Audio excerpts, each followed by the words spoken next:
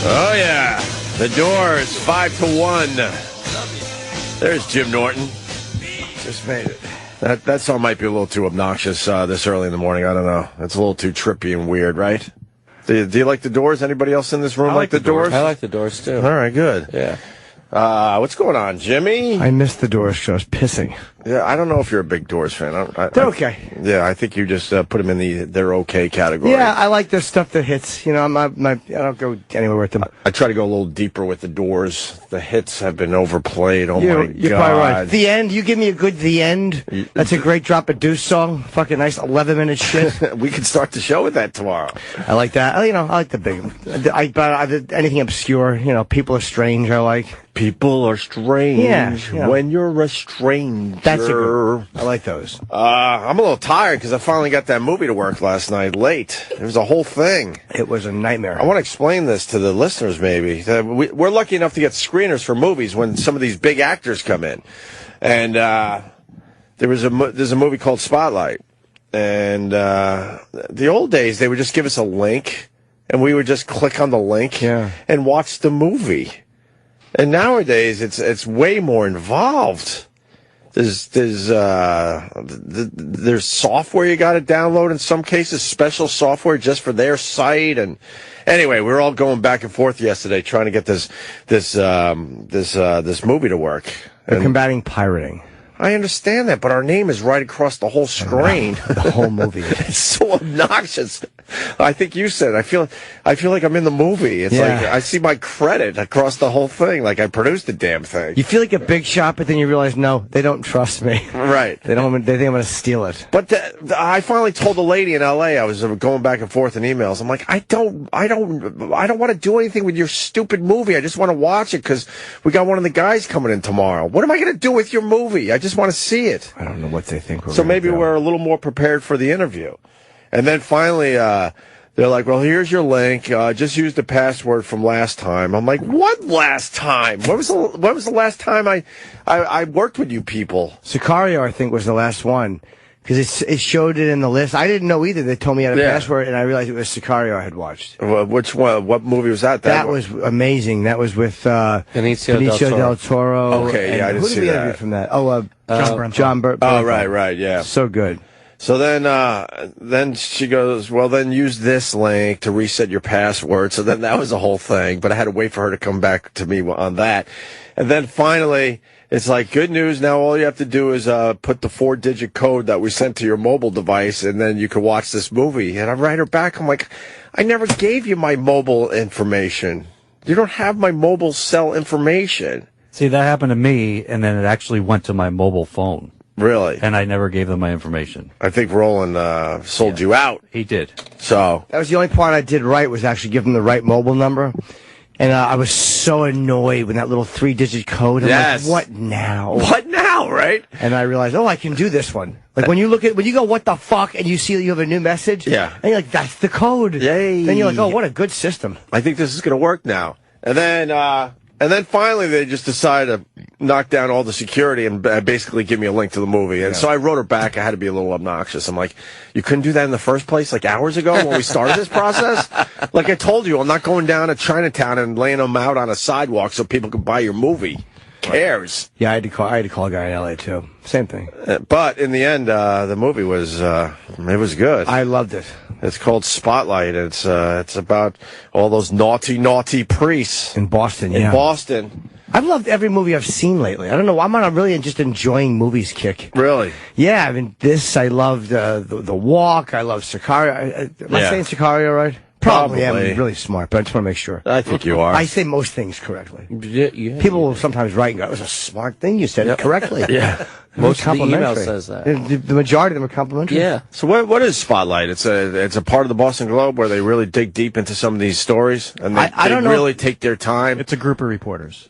Well, I know it's a group of reporters. But is it the number, though? Because they were saying the Spotlight phone was ringing. I don't know if that was the name of the number. that they were giving out? I thought it was like the investigative team. Yeah, that's what I'm saying. It's a group of reporters. I know it's a group of They're the reporters, spotlight team. but they take a lot more time on their stories. You know, Yeah, they're like they don't have any in-depth- real. yeah. They don't have any real deadlines. I guess I didn't know the Boston Globe had something called the Spotlight. They're like the outside the lines of ESPN. Like outside the lines is the show on ESPN that breaks all those giant stories, like the Ray Rice thing, the Deflategate and Spygate connection. They do in-depth, long-form reporting. And this is kind of the same thing. And when you watch this, it's so like it kind of gives you faith in the media again. Like this is what they're supposed to be. Like this is real investigative shit. Yeah, they and get something done. They took weeks and weeks and months to get this story, and like they didn't rush it. They didn't rush it. It's really like tension. You're like, just fucking get it out. Yeah. You know, even though I know what happens, I remember when it was happening. Yeah, and Cardinal Law had to pretty much resign, right? Well, he didn't really resign. They moved him somewhere else. Yeah. Well, what do they call it? I mean, he had to resign. Reassignment. I mean, technically, he had to step down. Yeah. But how they handled this type of thing, he got a much better job in Rome, was it? Yeah. Right. A high profile position in Rome. And these priests, man. I grew up a Catholic. It's obvious. You wonder if any of them were touching kids in my neighborhood. I'm sure they were. Out there on Long Island. Yeah. You just wonder. I said it before the show, when I see older priests, because now, I mean, they've... so much more info has come out on these guys. Every time I see an old priest, when I do go to church from time to time, I look at the guy and I want to yell out, "What do you know? What do you know? You're old enough to know shit." Yeah. The younger guys, I almost give a pass on because they're trying to. I think they're trying to clean up this shit. I would love to see you run up to random people yelling, "What do you know? What do you know? Hey, can you help an old altar boy, Father? Father." But the older priests, you're like, what? You just turned your head?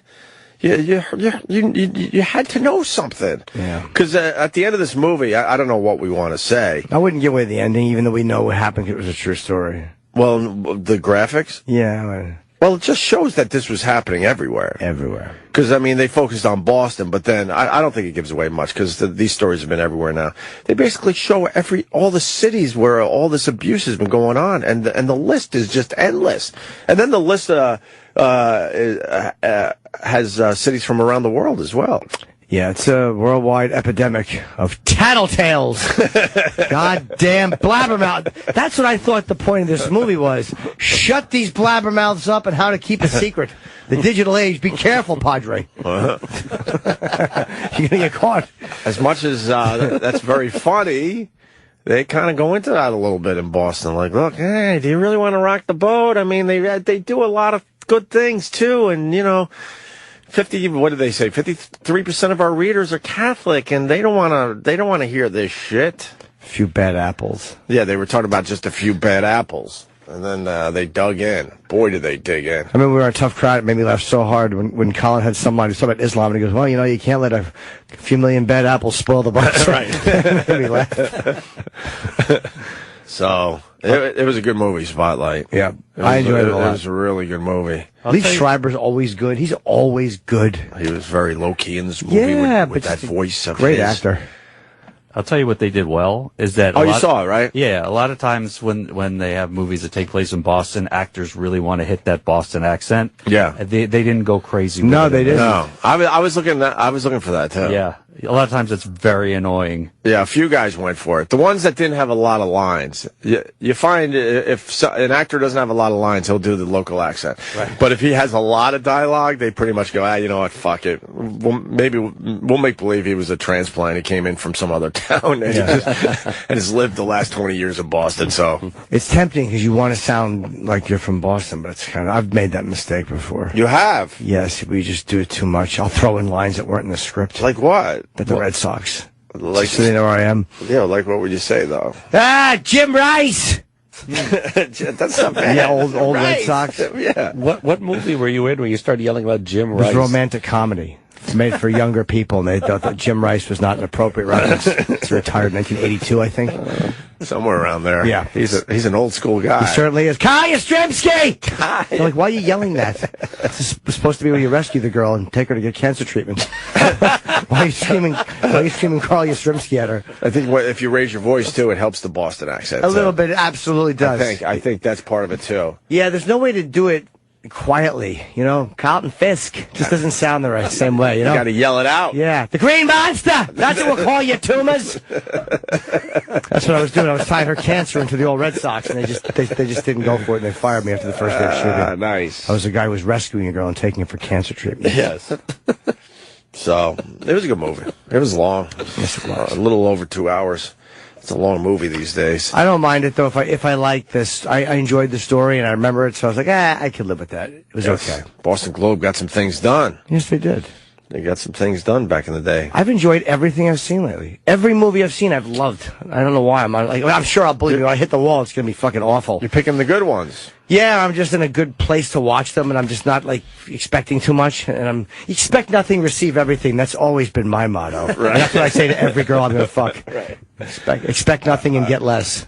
Going back to the screeners, I just was reminded. I saw Cristiano Ronaldo, the soccer player, documentary, and my name and all. There are so many graphics on my screener copy, and they had subtitles because a lot of them, I don't know what happened in half this movie because I couldn't read the subtitles because there was so much other stuff they put on the screen to make sure I wasn't going to pirate their dumb movie.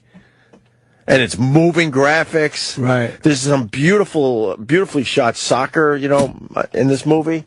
But these moving graphics going from the bottom to the top on an angle, and then my name swooshes in, and then Wait, the watermark is moving everything during. Yes. Oh, that's okay. Yes. They should have it for a little while and then pop it up incrementally. You don't need to do that. It was on the screen the entire time, and it fucked up the subtitles at times. What do they think you're never gonna? seen it like that. Oh, it's the word. What do they think you're gonna do? Fucking copy it and chop out the parts when it pops in? I don't know. I don't know. Well, they're always scared you're going to lend it to somebody who's going to lend it to somebody, and then they can track it down how it down. People can get free movies already. I know. They do know this, right? It's not that hard to get any one of these movies online, right? When one of the, Even the ones that are still in theaters. when the second Batman movie came out, the one with Heath Ledger and as the Joker, Yeah. they gave screeners out to Dave and to a few other people to watch. Who? Letterman.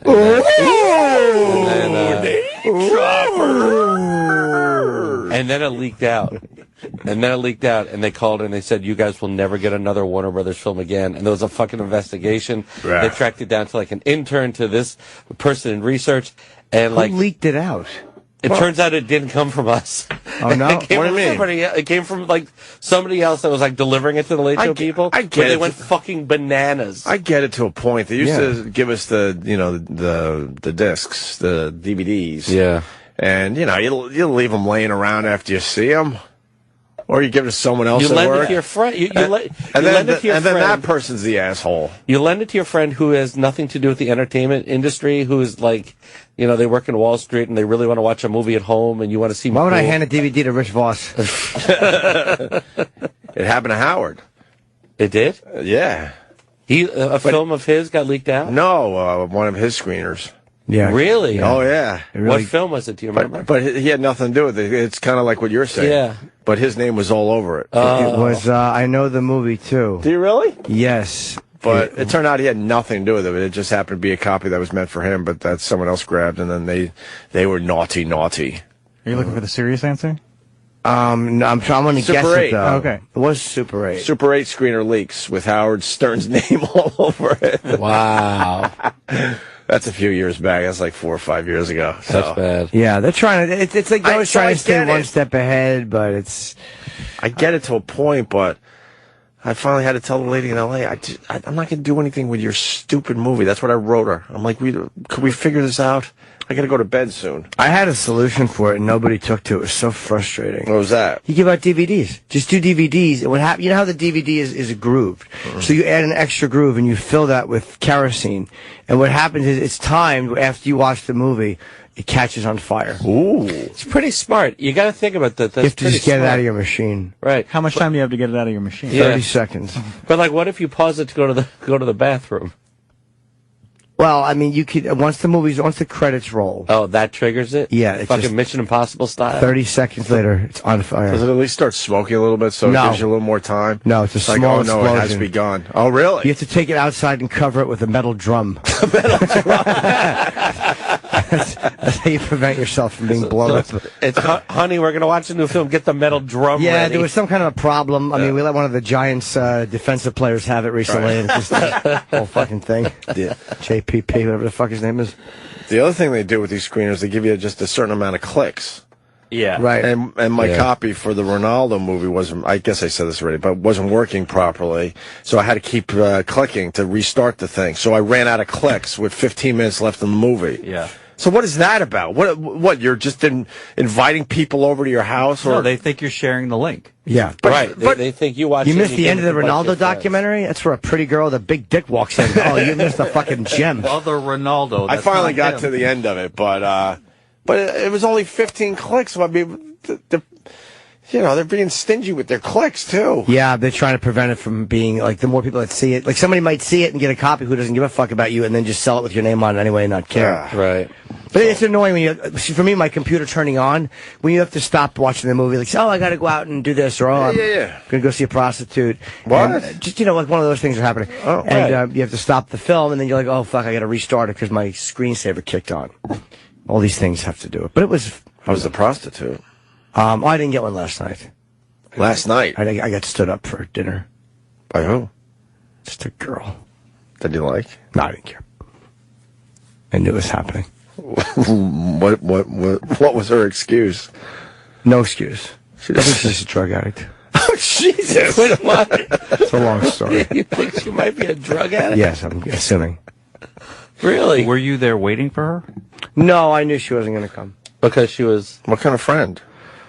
One who wants money but doesn't want to do anything for it. It's really bizarre. Really? Yeah, I have no feelings attached to her. Wait, she wants money. Do you give her money? No. Well, then Have I? Yeah, I bought some nude photos. Wait a minute. She wants money. You gave it to her in exchange for nude photos. Once, yes. You bought nude photos from her? Yes. Was she offering nude photos, or did you say, I'll give it to you in exchange Well, we were for talking. What yeah. year is this? Why would you have to buy nude photos? Well, of her. I wanted to see her naked, and it's like she probably doesn't want to fuck, so I'm like, all right, yeah, I'll buy some naked pic. Why not? It's easy. It's the best thing ever. Who had the idea of the naked photos? I think it was probably mine, but she was fine with it. So how does that go down? Like, is there like a menu, a pricing menu? It's a good question. You know, you just negotiate a little bit. Hey, I give you this for this.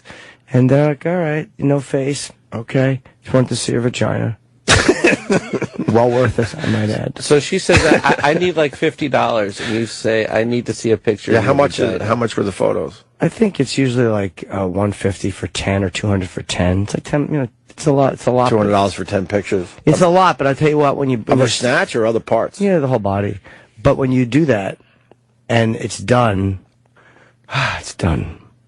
For her or you? For me. For me. Okay. Like, a lot of times that's half the battle in life is you want to see somebody. And then there's other times where you could just buy pictures forever because somebody's hot. Sure. You know, it's one of those things where, and I've bought it from a bunch of people. Right. You know, but there's worse things to be done. Mm-hmm. You know what I mean? Like, if you just buy photos of somebody and jerk off. What do you do with the pictures when you're done? Do you file them Good away? question. I do. Yeah, I put up somewhere saying I'm actually really good with that. Like, even if I hate somebody, I'll never send their info out. But do you have it in case later you're like, oh, I want to see her vagina? Yeah. What do you think? I just jerk off once and go like, well, technically I only paid once. Do you have files? This is like a Starbucks fucking cup. You go back in, you get a free refill. Of course. But I mean, do you more have like extensive files so you can track it down? Not that organized. I mean, I don't care that much in the long run because Yeah. there's so much porn online. But like, if I'm in it's not something I do all the time. But if I'm in one of those moments with somebody and I kind of want to, and it's going to be a hassle, and you know, most girls will just give them to you. Sure. But if it's one of those weird cases where you know that there's nothing really going to happen, you just You get the photos. Right. To make sure you don't share them, does she put a big Jim Norton watermark? That's funny. And it's funny, she should be paranoid and she's not. Wow. No, but it's weird. People just kind of trust you and they know you'll do the right thing. And I'm a good boy. I do the right thing. I've never... But you do file them away. Why don't you just shred the pictures when you're done? Well, you want to revisit them. Oh, yeah. I'll watch them. I'll look at them Gotcha. again, sure. Or someone, people make videos, actually, more. People make weird little videos for you. What's a weird little video they make for you? Just playing with their pussy or whatever. Something like that. I honestly But want I don't know if that's weird. It Oh, must yeah, I be. shouldn't say weird, just dirty. Oh, okay. I honestly want to hang out with Jim for one night. Well, that's where we part company. I just Want want to to different things. You like me. I I like you a lot, but I want to hang out with you instead of getting jerking off. I'm about jerking off to nasty photos, and you're going, I want to hang out with Jim Norton. That's what I need. You on the sofa next to me. Maybe you can get the code to the movie while I jerk off, and we can watch it together. I just want to experience a taste of your life. It's It really is amazing. Just talking about it, you get the taste. I know, but I want to. You know what I mean? Like I want to see him. I don't. you find little ways to avoid doing truly crazy things. Like you find these people say, like, how could you spend that kind of money on some photos on the internet? But everybody knows how many people have pursued women, or how many people have like tried to fuck girls and gone out to dinner 4 and 5 times, and she won't fuck you and she won't show you anything. Right. So I kind of have a really good instinct for when that's going to happen. Like I know early on this is going nowhere. Right. And if she's in that world, most girls won't do that. Like most girls you meet in real life that I've met in real life won't do that. Yeah. But there's some that you've met in the other life, you know, looking to make something, and then it's gone. Then the obsession is gone. Like, oh, okay. So we both got what we wanted. I got to see her naked a little bit. She got fucking, you know, money. Mm-hmm. And she didn't have to fuck. And this is the girl that stood you up for dinner last night. Yes. Did she contact you later? And I'm No, sorry. but no, would it was you- awful Never heard excuses. anything. No, but I knew it going in though. I knew it going in. But It why was would you gonna go out to dinner with her if you knew you weren't going to get anything from her? It was, we weren't going to go to dinner, and I knew we weren't going to. It was one of those things where you do things in life sometimes. There's times where I like the fact that I kind of know how it's going to happen. Mm-hmm. Like, I question my own judgment sometimes, and then I'll go back to it, and I'll go, no, you were right, dummy. Right. You were 100% right about this person, and you knew you were right. But sometimes when someone has just a fat pussy, it's really hard to admit that I was right. You're just hoping. You're taking a long shot. You take a long shot. Have you ever purchased used panties? Is coming in. No. From Dave in North Carolina. No, I don't know Dave. I would not purchase his used panties. You said if I ever purchased used panties from Dave in North Carolina. No, I don't. From the good old vending machines, right? Isn't that happening in Japan? Does nothing for me. I mean, I could never buy someone's used underpants because you don't know if they're wearing. And I've known enough girls who've sold them. Yeah. They'll get a guy friend to wear their socks, and as a goof, they'll sell them. Fuck that. No. Let me say hi to Dave. I want to understand this one a little bit. Go ahead, Dave. Hey, Jimmy, yeah, man, that's kind of a massive turn on for me is just, getting a girl to sell me her panties, like taking them off in front of me and, That's a little different. Taking them off in front of you can be kind of hot, but you know who you're getting them from. Matter of fact, I wrote to somebody yesterday or 2 days ago. She was really cute, but she had an ad up for selling panties. And I'm like, well, do you do in-person meetings? Meaning maybe I would look at them, and she was like, no, I only sell them through email. I'm like, okay, that's it for me. I'm going to buy some used underwear from someone I don't know. Because hell no. you don't know where they've been. You really don't. And what do they do to make them smell? They put them in a Ziploc bag. Like, the female scent is sexy on the female. I like a woman's foot smell or her pussy smell and her ass smell, but not from a Ziploc bag. Right. Oh, my God. What, you getting nauseous? Yeah. The smell of a girl makes you really? nauseous? No, the thought of it In a baggie? Yeah, man. It's, that just took me back a bit. it's a weird... Got me nauseous. It's a weird thing that I don't want. Because I mean, I don't know. It's got to just start skanking. Have you seen those things in Japan where in the vending machine? I've seen the ads for them, and I'm looking at a photo of one, but... Oh, right there. For me, it just doesn't do it for me, man. I like the natural smell of a girl being right there. I don't need to the underwear even the underwear, if she's right there, maybe I'll smell them, but I don't need them over my face wet. And they cost 1,000 rabbits. No. What? That's yen. Oh, it looks like a rabbit. Yeah. This would be a pretty good YouTube video, like opening the eggs. Right. That's funny. Eggs. Opening up the, yes. Smelling it. This girl. And doing a health analysis on her. This girl has high cholesterol. Yeah, I don't quite understand that. They can't be fresh in a vending machine. They're probably spraying them with something.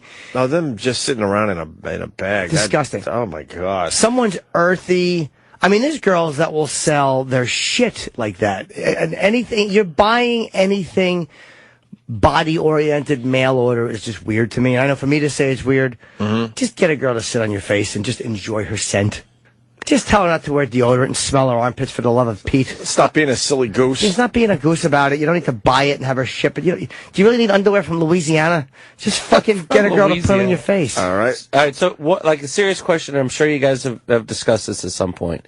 Do you, with all this stuff, can you see yourself eventually getting married? Yeah. And if you did get married, would you have to push all this stuff aside, or this is something you would share with the woman you married? Maybe a little bit of both. I don't want to cheat on somebody if I get married. It's just too much. It's just too much fucking sneaking around, and there's too many ways to get caught.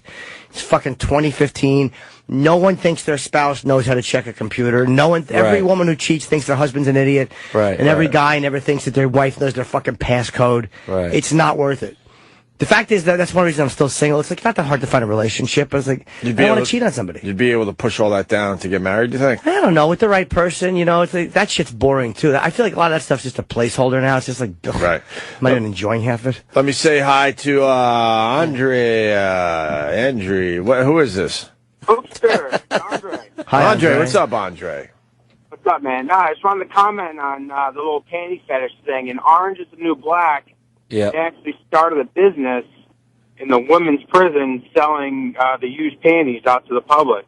Oh my God! From a prison. It was a storyline this past They made season. a killing on it. Yeah, they probably smelled like woman. I understand why you'd want a prisoner's underwear. If you want to smell, but you don't know the girl you're getting it from, they probably send you a photo of a much hotter girl. Who's actually a wearing little them. bait and switch. Yeah, exactly. Some 230-pound woman who's in fucking jail for smothering 3 of her own children. Oh, good. I want to smell her ass stain. The bait is bait and switch. Yeah. It's just disgusting. Thank you, Andre. I appreciate it. Love you guys. All right. Thank you, mister. There was a phone call. Someone wanted to know if Mike Tyson was high on our show yesterday. We got that a lot yesterday after that. He seemed high to me. He seemed like a lot of times Mike will come in, and when he's with his wife, he's usually a little bit mellower, and he had a little bit more energy than normally. He was fun. Yeah, It was very fun. He was, but I think a lot of time what happened is we were Mike's first stop of the day, so he was probably coming more from being awake. Normally he'll do Howard and then come to us, but yesterday he came right to us first and then did other stuff. He said 3 times after that show how much he loves doing our show. He's like, Dude, I just fucking love doing you guys. He posed for a photo with all you guys. Yes. And then afterwards, he posed for a photo with both Eric and myself. The Gills. Yeah, well, that feeds into it. I know. So he and again, he was sitting next to me, so he saw me more. Eric was behind him, so he didn't really get a good shot of him.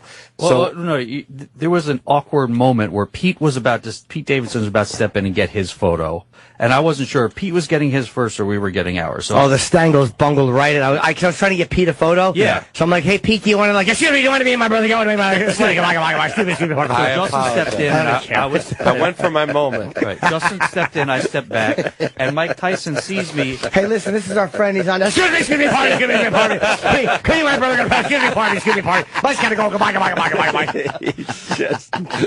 Right. So Mike sees me and he goes, "Don't be awkward. Come in here." And then he goes, "You Jewish debate team king motherfucker." And I started laughing, and other people laughed, and then he squeezed my hand tighter, and he repeated it, and I was like, holy shit, this is the greatest thing ever. But he kept calling Eric over and over, you kicking Jewish debate team motherfucker, and then he laughed. So he was pretty much saying, you look like a Jew. But you know what it reminded me of was like when Pete Rose was in here, and like he could find something that he could pick on with somebody, and then that's what he went for. You see, there's one moment where he was sitting next to me, and he was laughing about something, and he grabbed my arm. Those guys love grabbing me. Yeah. And he was laughing. He was just like, shaking you. Shaking you. Like a Pete Rose thing. Yeah. But he's a strong guy. He grabbed you and moved you like you were a doll. He really did back and forth, and it actually hurt my tendonitis. But I'm like, oh, just enjoy it. Yeah, it's just rat it out, man. He's a lovely man. He's so much fun, but you're on your best behavior when he's in here because at any moment you feel like if you said the wrong thing, it could be a problem. I was sitting right next to him, and I was looking at his face while he was telling the story. Yeah. And he has just the hardest, angriest look, even when he's telling something funny. And I looked at his hands. His fucking hands are giant. Like, that guy would kill you. Yeah. Yes, you understand why people are afraid to be punched. Yeah. And he's happy Mike Tyson now. Did you just describe Mike Tyson? No, yeah. but you wait, know wait, hold on. The ex-heavyweight champ had big hands. Wait a minute. Let's slow this down a little bit. But you know what I mean? Kill you, Mike Tyson? Really? Because when these guys come in, and it's years after their... Pardon me. Excuse me, my brother. Hi, listen, his father was killed. Excuse me, pardon me. My brother, I want to see a picture. His father was killed in 9/11. Hi, my brother, excuse me, pardon me. Brother Eric Stengel. Yes. But I mean, like Pete got his photo, though. When these guys, he did. I would have stopped that. But like when he comes in, and these guys usually you think they're out of shape or they're not whatever.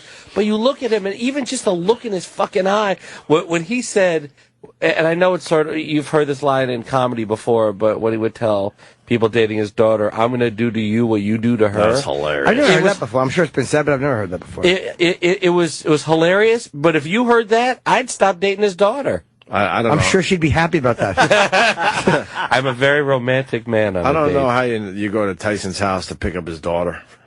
Holy, I don't either. Oh, my God. Can you walk in? He's just sitting there with big face tattoo, just staring at you. God. Oh, no way. But he was fun. Yeah, he's I always enjoy him. All right. He was great. Yes, he was. He seemed like he was in a... he didn't strike me as high. He struck me as just, he was just, I don't know. He just seemed like he was in a pretty good mood. Yeah, and he asked questions with his wife sitting behind him on a couch that might have been awkward for him to answer, but he didn't care. He didn't care. She was laughing too.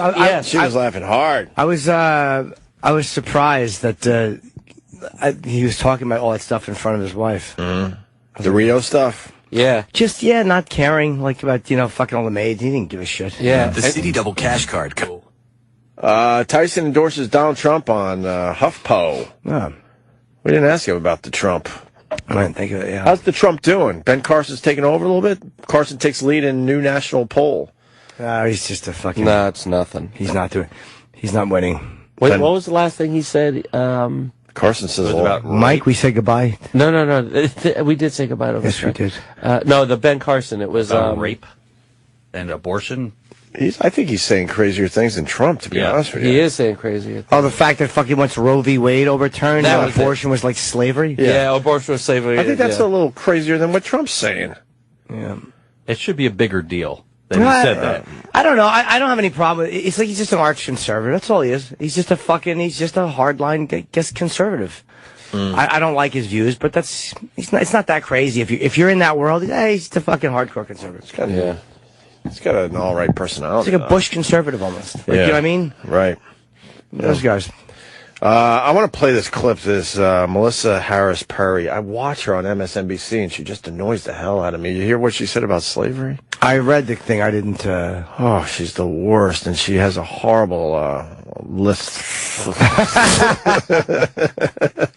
And for some reason, when these people get on TV and they have this, you're supposed to make believe it's, you're not noticing it. Well, I notice it. It drives me nuts. Is she a white lady?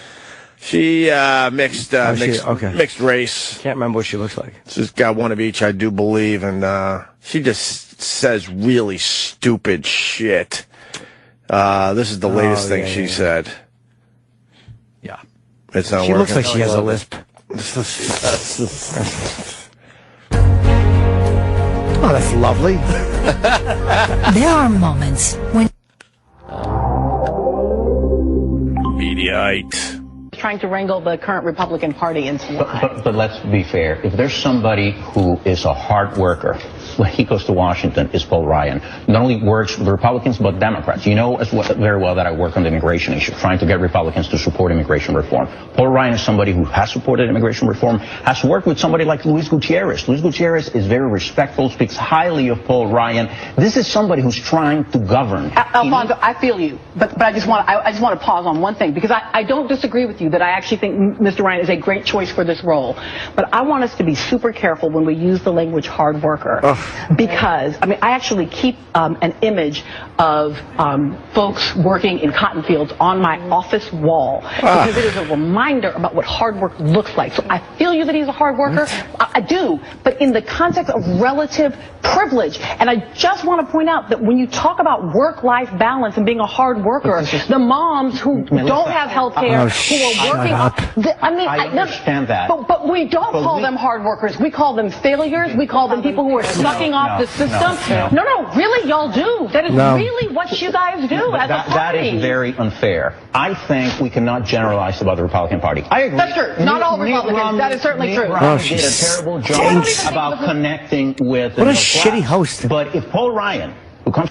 What a fucking shitty host. I just think about people in the cotton field. She wasn't that bad with her speech impediment. Yeah, but he's talking about a guy working hard in Washington, and we all know it's relative. No one thinks a guy working hard in Washington is the same as somebody picking cotton. Of course. Fucking dummy. Most people could figure that out on their own. Yes, she just wanted to say that. Without you piping in. Yeah, she just wanted to say that. You really think she has that picture hanging up? She probably does. She probably looks at it and just says, someday I'm going to mention this on the TV, and I'm going to do it out of context, and I'm going to make everybody uncomfortable because they're going to want to say, shut the fuck up, stupid. But since it's my show and they can't, they're just going to barrel ahead and tell me I'm being unfair. And she should have taken issue with unfairness. You know, when you say unfair, it reminds me of how those people picking cotton were treated. So you have privilege, so you're treated fairly, even though you speak with an accent. But Paul, shut up. She's terrible. We all understood what the guy was saying. Relax. Of course we did. Of course we did. She's fucking awful. She's horrendous. Yeah. I do not like her. No, I don't like the whole... Yeah, you can't say horrendous, because you know what was actually horrendous was slavery. So don't say horrendous. Well... I get where slavery was a bit horrendous. I get it. Relax. Did she have to fucking shoehorn it into that discussion? They were having I don't know, it seemed like an okay discussion, and then she had to fucking throw it off the tracks. And she's saying, those moms that are hard workers that you're saying are sucking off the system, some of them are hard workers, and some of them are sucking off the system. Why does that have to be, what do you think, 100% of them are just hard workers? Of course. Quiet. Get a little of everything. Hush now. Hush now. Shut your fucking... Oh, boy, she'd have a tough time saying hush. Yeah, hush. It's an S thing. Yeah, shut that hole in the middle of your face, lady. I think that picture of... What a bummed-out office that must be. Walk in, there's slaves fucking picking cotton on her wall. That's what you look at every morning? Just to remind me of what?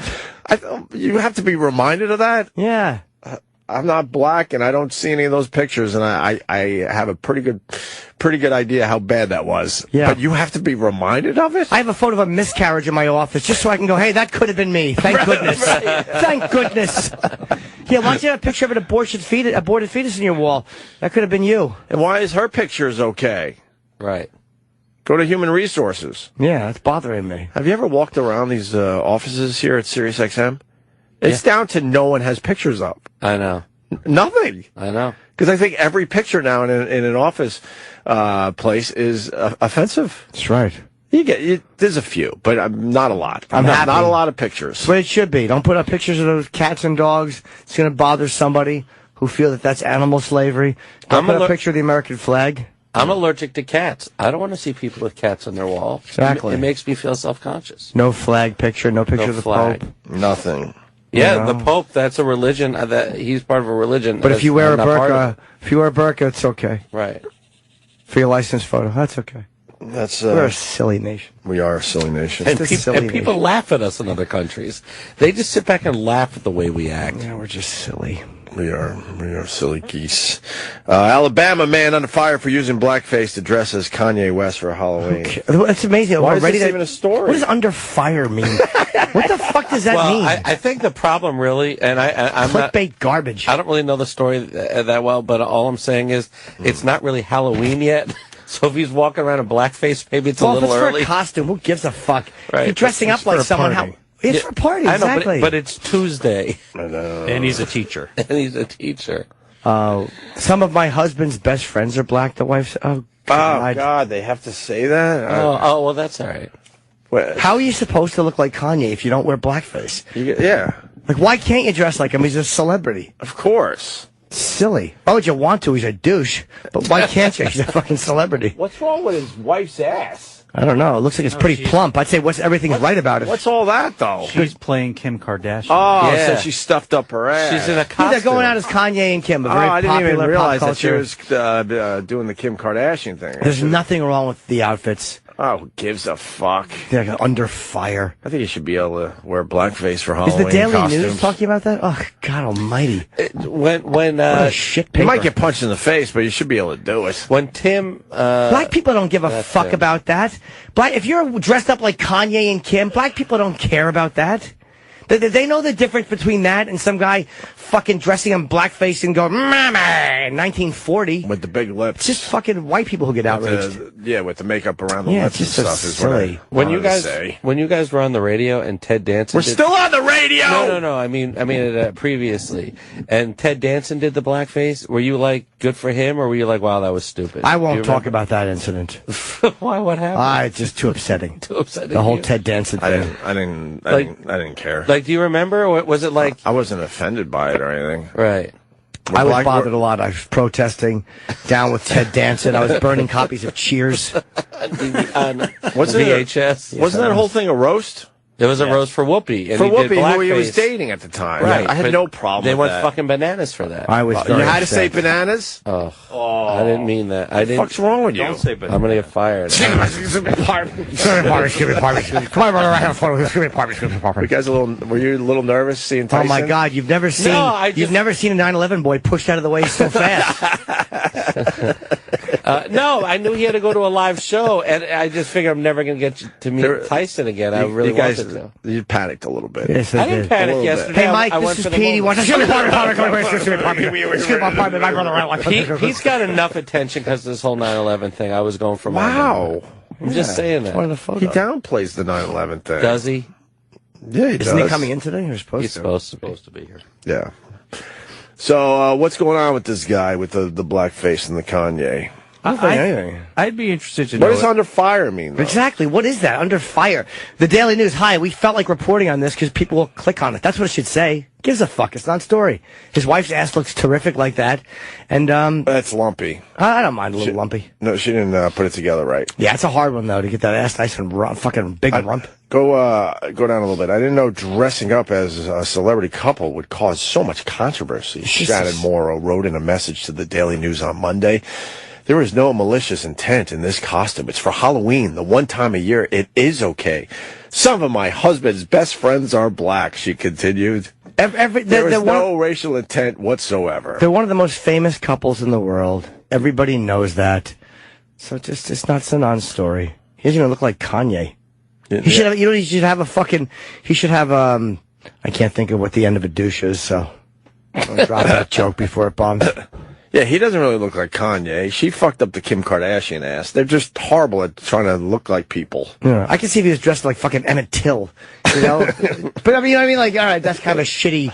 But they're a famous celebrity couple. Yes. So This should not be a problem. let's not be geese about it. All right, so if you were forced to go to like a lame costume party, and there was like whatever the reference was, would you think, wow, a great joke for me would be? No one forces me to do anything. But you know what I'm saying, like I've lived my life that way. No, I know, but I couldn't picture you. So when all you're- Why do excited. you think his autobiography is called Playing by My Own Rules? And own is capitalized.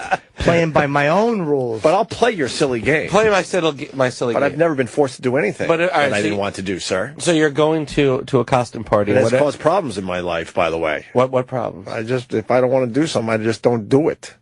So if there was the reference of the costume you wanted to go might involve you doing blackface, would you at all hesitate and think, wow, this is going to get misconstrued, I'm going to get in trouble? Or would you say, fuck it, it's funny, I'm going to do it? It's a good question, right? It just stinks.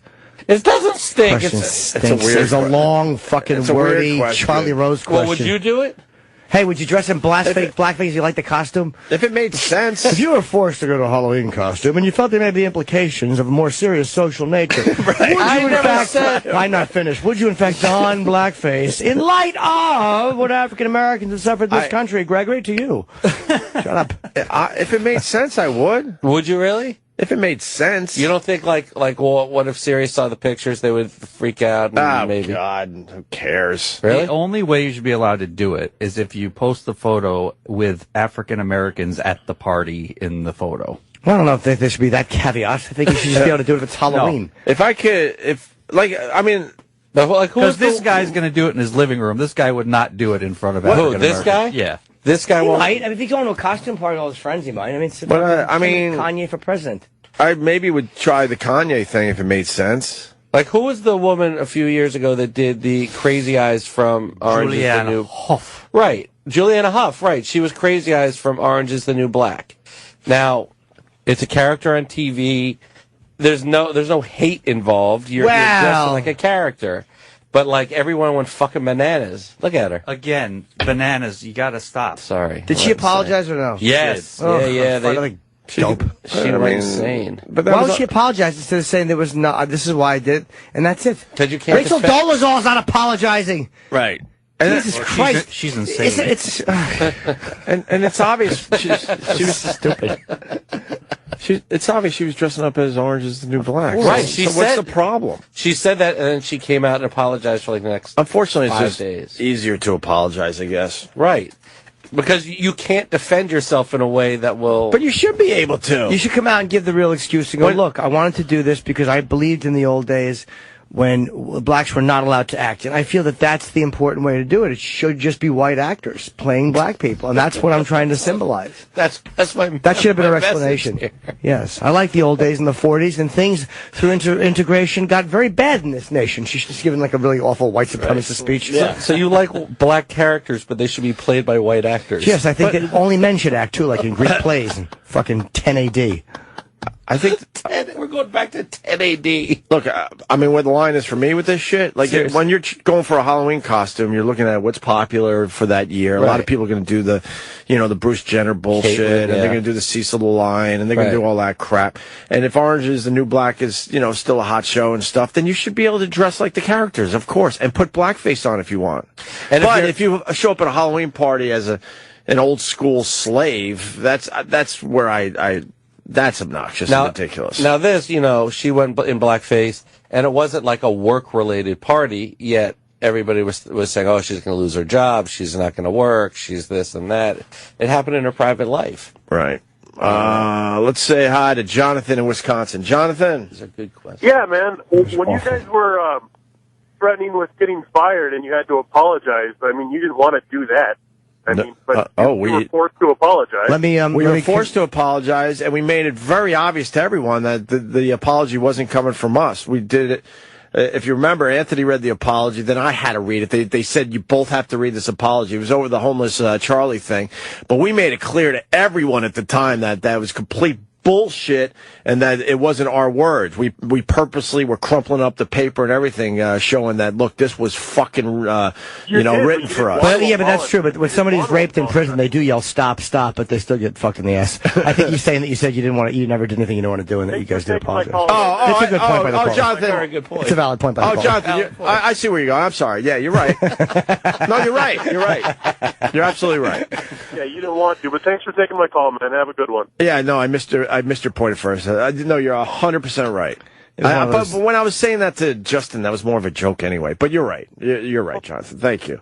Oh, Jonathan. All right, man. Oh, Jonathan. I was more playing with Justin than anything else. Of course, I've done things that I had to do. Of course. But in general, I try not to. So, and we always took pride in the fact that we never apologized for anything. And then they forced us with that fucking apology that day. Yeah. So, but we're going to, whatever. But it does seem weird that dressing in blackface for a mainstream character, like whatever the character of the month is. That should be completely okay. Right. But like if someone dresses like Caitlyn this year, there won't be the threat of losing their job. I don't know. I think there will be. Oh, I don't know. I think insensitive costumes should be banned. That's just me. I don't like them at all. Should just be fun. Absolutely should be fun. What are some insensitive costumes? It's just anything that portrays a gender or race. I think it should just be, everyone should just wear a mask of some sort, or maybe like little, just carry one of those things they used to carry, like a little stick with a mask on it and look through it. This way people can see your real face and you can know that you're not trying to degrade any race or masquerade? ethnicity. Yeah, masquerade mask. We got the rules for my kid's school. He's allowed to dress up, but no masks. Yeah, I told you that because I had to help. And no weapons. Yep. No masks. I kind of get that no weapons. But I mean, you cannot cover your head or your. Why? They know who the kids are. That's so stupid. Yeah. Why no mask? Explain that to me. It could be a small adult that's infiltrated the system. Yeah, no, but seriously, but I had there was a friend of the family, and I was asked if I could take him to the Halloween store. Same thing, no mask, no helmet, no fake weapons at all. I get if you're older, maybe in high school, where as much as Eric was just joking, that could be something that happens. But these are little kids they're all under 3 feet tall or whatever the hell they are. I don't know, there was one, the kid that's stupid. The kid I had to take to the store wanted to be like a ninja, which would have like a little ninja hat. A ninja. So it's like shit draped around his head, and then a plastic sword, which didn't even come out, just strapped to his back, and that didn't meet the requirements. I want to know why no masks for kids that are 5. That's stupid. It's so you can identify each child. Yeah, you should put a mask on yourself. The teachers know them by now. They know their kids by now. They've been in school. I know. Almost 2 months. Whatevs.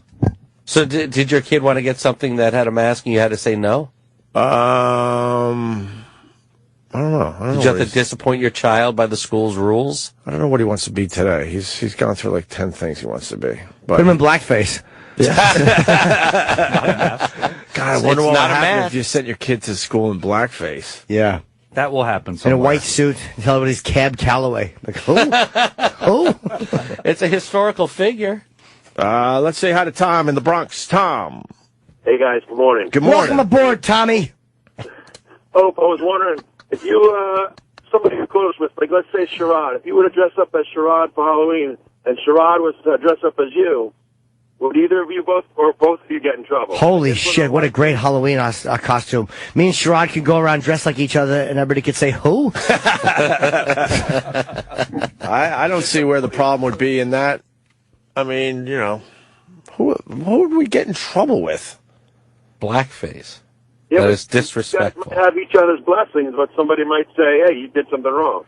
It's not disrespectful when everyone understands what you were doing. I think that you shouldn't even be allowed to wear like baseball uniforms. Like if you go as a Yankee fan, what does that say to the Met fans?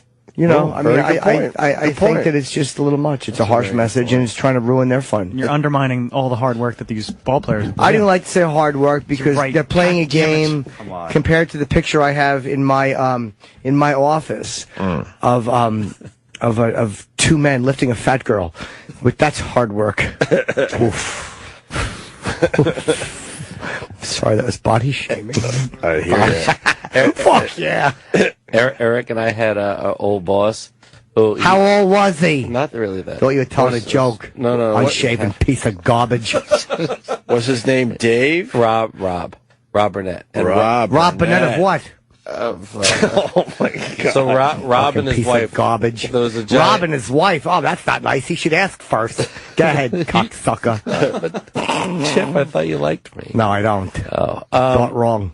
Rob hired you a 3rd episode of Ed. Yeah, I know who he is. All right, calm down. But I'm not talking to Jimmy right now. No, I'm talking to Chip. Exactly. What's that got to do with anything? Me on Ed in 1999.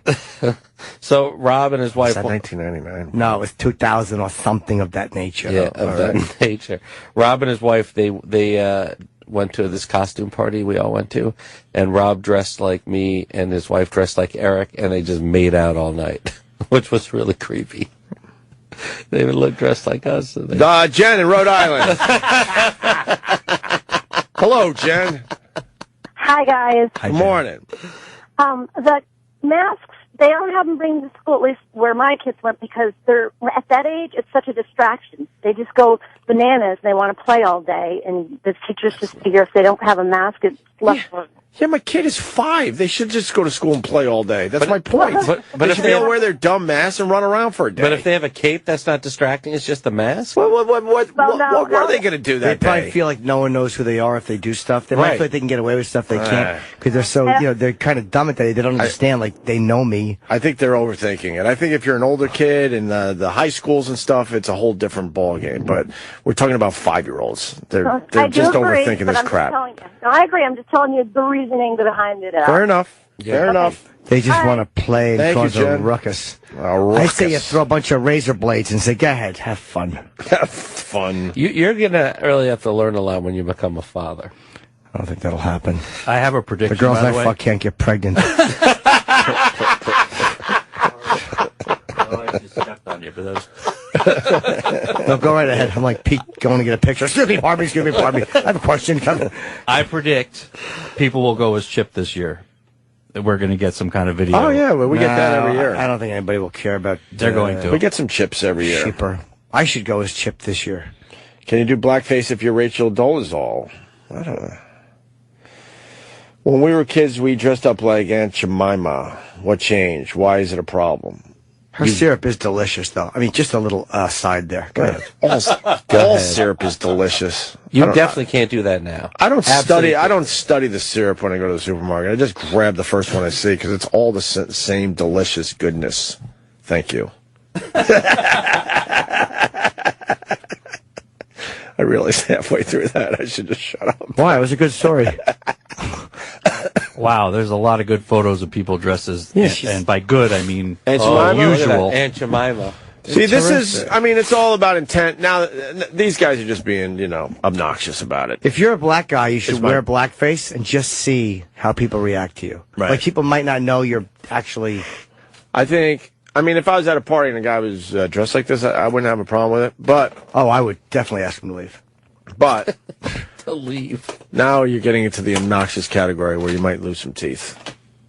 But if you're doing a Kanye West or something, I don't really see the problem. Why don't we talk about it for another 10 minutes? Okay. Oh, we got food here? We certainly do. Hey, why don't we take a break? We got to talk about Trump after the break. His dad didn't give him anything growing up. Life was hard for Donald Trump. He said something really stupid yesterday, as far as this goes. And we'll explain after the break. he said the Jews control banking. Why would you say that? It's going to get you in big trouble. What else are we going to do after the break, boys? A lot to I don't know. A bunch of big surprises coming up for the audience. Big surprise. We got our big World Series coverage, right? Yeah. Oh, yeah. Yeah. Game tonight. Mets and the Royals. I got tickets. You do? Yep. It's in Kansas City. I know. Shouldn't you leave? Nope. Bus all the way to Kansas City. Take a bus to Kansas City. Oh, God. You got 12 hours before game starts. I know. What time's the bus leave? Soon. Oh, my God. What's up, Trav? What's up, Chipper? Good luck at the game tonight. And Pete Davidson is walking down the hall. We will be right back. Wait. More with Opie and Jim. After this. Sirius 206. XM 103. The show is back. We are back with Pete Davidson. What up? Oh, wow. Scott Weiland, 48 years old today. Who? Stone Temple Pilots? Yes or no with you? Nope. With you young kids? Nope. Bon Jovi? No. I like Bon Jovi. Yeah. I do. Oh. Just be pumped in the gym. That's good karaoke music, Jim. Sure is. It's good workout music. You feel like you're on top of a mountain. What's going on, Pete Davidson? Did you enjoy your time with Mike Tyson yesterday? Yeah, and I was terrified, too. Because, I didn't know if he was really kidding. Yeah. It's hard to figure out at times. Yeah, I was very, very scared. He enjoyed himself. Yeah, he's, He told me, like I said it earlier, it's like 3 times how much he loves doing this show. Yeah. And I believe him. He also says a lot of things that you don't expect someone to say. Like what? That he still does drugs. And, Well, yeah, he might. He probably shouldn't have said and that. that he'll murder you and all this other stuff. And then he's like, watch my show. Watch my cartoon. Watch my cartoon. Watch my cartoon. And you're like, all right. And know what I found was strange, and I understand this is how they put these things together, but he never met Norm Macdonald, who's a big star in his cartoon. Norm plays the pigeon, and he's hilarious. He didn't know what he looked like until he saw He didn't even know what he looked like. How do you not know what Norm looks like? I don't know how that's possible. When you're Mike, you're too busy. You're just busy? You're busy. You're not looking for Norm, you're busy. What do you think Tyson does on a regular basis? Whatever he wants. Just wanders around. Can you imagine 30 years of doing whatever you want? No money, though. No, I bet he's got some now at this point. We looked it up. He's worth $1 million. Now, that's a lot of money, obviously. I don't know. But not for Mike Tyson. Not for the fucking champ. Not for the guy that used to have hundreds and hundreds of millions of dollars. I'll bet you he's got more than that. He does appearances and stuff like that. He has to. Yeah, he's got to have more than that. During the peak of his career, Mike Tyson earned and squandered an entire $300 million fortune. I don't know if it's all squandered, though. A lot of that was stolen. Fucking True. They shouldn't use the word squandered. Yeah, because squandered like it was all him. Because Don King, fucking didn't do right by Tyson and the Givens. Robin and the mom. Old boomerang. Took Tyson for some bucks. You got to read the book. The book is ridiculous. I'm excited. It is ridiculous how good it is. Yeah, reading's very underrated. Sometimes I encourage kids I don't know to read. I'll walk up to a group of children, and I'll say, "Do you all read?" And I'll say, "Who are you?" And I'll say, "Let's talk about reading." And their parents shoo me away. They shoo you, huh? I'm trying to talk to them about reading. It's nice, though. Yes. Great. Yeah. I'm just picturing you in a Scrub Daddy shirt. Yeah, just licking my fingers and slowly turning the pages. Read. Read, youngsters. Look at this picture of Tyson. Yeah, he squandered a little bit. I mean, he had a pet tiger. He had a fucking pet tiger. So did Tony Montana. He posed for the picture of the tiger in his underpants. I don't think he walked that tiger like that every day, though. I think that might have been set up for a photo, huh? Maybe. That's maybe. I don't think. Well, isn't he like really in touch with animals? Weirdly, his pigeons. Oh, that's right. Yeah, he likes pigeons and yeah, loves his pigeons, or did. What is that? A gold faucet? Gold tub. A gold tub. Yeah, it's a lot when you have $100 million. Yeah. And that's in the 1990s, by the way. That's not like So that's like $120 million today. Sure. His bathtub cost $2 million. Jesus. All right, that's a little. He bought it for Robin Givens for her Christmas present one giant year. Cunt. There you go. Put it in gold. Shut the fuck up. You think that's what he said? Yeah. Oh, we're talking about this. This is called the most ridiculous purchases by Mike Tyson. Tyson reportedly bought about 110 cars in his lifetime. That's amazing. That's sick. Yeah. Keep it to a Saturn. American made, good car, steady as she goes. Go ahead. 110 cars. And they were all like Rolls Royces and whatnot. The price tag on these things were ridiculous. Wait. Awesome. In all, Mike Tyson bought a cop car. Practice sitting in the back of it. What other purchases from this website? We saw the Tiger, the 110 cars. What else? Anything else on here? That's A bunch of homes. Homes and whatnot. He Gardening bills for those homes adding up to $100,000. he almost bought a $7 million home right after the second loss to Holyfield, but he backed out of it. Yeah. Yeah, he spent. It's hard with that kind of money, man. Everything you can just grab whatever you want. Everything but teeth, huh? I don't think that's. I think that's teeth shaming, and I don't appreciate that. I'm not like. No, I think that we should really. You had every opportunity to say that yesterday. Of course I did. Of course I did. Oh man, no, but like it's shocking. Usually, like that's the first thing I'm going to do. His teeth are What's wrong with fine. your teeth? I want them to be all perfectly straight. They're not straight? There's a little character in them, Jim. There certainly is. Yeah. I never wore my retainer, and now I have little buck teeth. So what? You're wild. It's kind of cute. I can't close my mouth when I go to sleep. That's all right. You don't need to. All right. That's all right. You get more air that way. Don't ever get those Hollywood teeth, please. No, don't get those big chompers. Please don't do those that. big porcelain No, please. bathtub teeth. Your mouth doesn't close when you sleep? No. You're still young enough to get braces, though. I had braces. I never wore the retainer. So maybe you get a retainer. It's my own fault. Well, you wore braces and then went through that, and then your retainer, you just And my didn't- teeth just fucking move. I wore a retainer for like 2-3 years, but you have to wear it for the rest of your life. No. Do you? Yeah. Otherwise, your teeth move. Your teeth just always move. It's just like. So maybe you have to wear it just every once in a while. I don't know. No, I got one. I got one glued in. I've had it since I was. Yeah, but you're You ugly. It doesn't matter. You know? But you have a Nobody's retainer. looking at your teeth. You have a retainer. Well, hers are very busy. You have a very retainer glued in. Yeah. I really do. Is it glued in retainer? I got a bar behind my teeth. They said or else my teeth will move. Creepy. Does it smell? No, you brush it. You brush it every day. piece of glue in metal a glued in parasite your mouth. so you can eat food in your stomach. Dude, when Eric was young, his teeth were so big they had to pull 9 teeth out of his face because they wouldn't fit in his head. What? Wow, what a couple of toothy idiots. What's wrong with you guys? He looks like he has a normal mouth. He does now. They pulled 9 teeth out of his head. Fucking toothy goose eggs. Wait, they were your baby teeth, or do you have No, 9? adult teeth. You Yeah, have they were 9 less teeth in your mouth? Dude, I don't know. I mean, some of them were the ones in the back that were. It's just I didn't have enough room. Oh, wow. Oh, this is such an easier way to have them removed. All right. Mike Tyson. I've always had good luck with my teeth. I've always had good luck with my teeth. The one thing on me that works well. Yeah. I have decent teeth, yeah. You got very nice teeth, and you got very nice calves. My calves are fucking ace. Phenomenal. Yeah? Yeah. Are they nice and hairless? Well, they have a light tinge. I was doing my ab workout yesterday, lifting my legs mightily in the air, and my trousers fall down, exposing my calves to everyone in the gym. And I really am a very the Nortons are calf-oriented people. But they're very pale, my calves. They're big, though.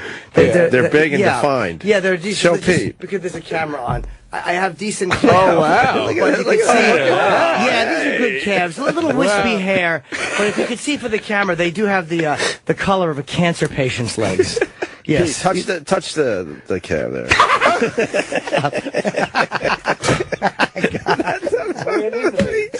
Show us your calf. Why you scared the shit out of me?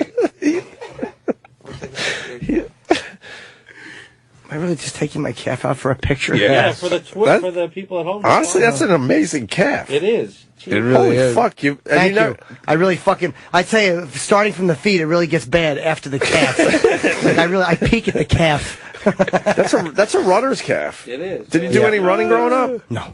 My father. I know your dad does no. marathons or used to or whatever. Used to, yeah. No, I don't do any running. It was just the way the Nortons are built. Like I said, the Nortons are, below the knees. We're notorious for being well defined below the knees. Above the knees, we completely collapse.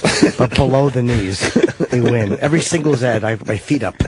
Every time I'm looking at online, my Match.com profile, my feet are on a desk in shorts. We should explain to Pete. His feet are a little different. He can't find shoes. No, they're just a little bit. He's got an odd size. They look normal when you look at them, but they're like a little bit wide. They don't fit in shoes. Though. Yeah. Really? Yeah, it's hard for me to buy sneakers. They're fine. They're just shitty. They're just wide. Yeah. Oh. Yeah. I'm gonna get you got to get the wide Jordans.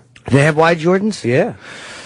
I've never worn Jordans. I don't wear high tops. They bother me. Look very hip. Yeah, I would wear some Jordans. Yeah. Yeah, you're strutting around on stage. Absolutely. I like to say prowling the stage like a panther. Yeah. Yeah, just making eye contact with every edgy point I make. Fuck them if they can't take a joke. Crowd say, boy, this guy will say anything. You're ready for some Jordans.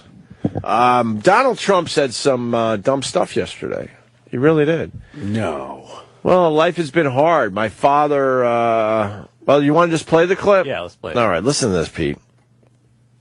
Life really has been a no, and I fought through it. I have been, and I talk about it. It's not been easy for me. It has not been easy for me, and Whoa.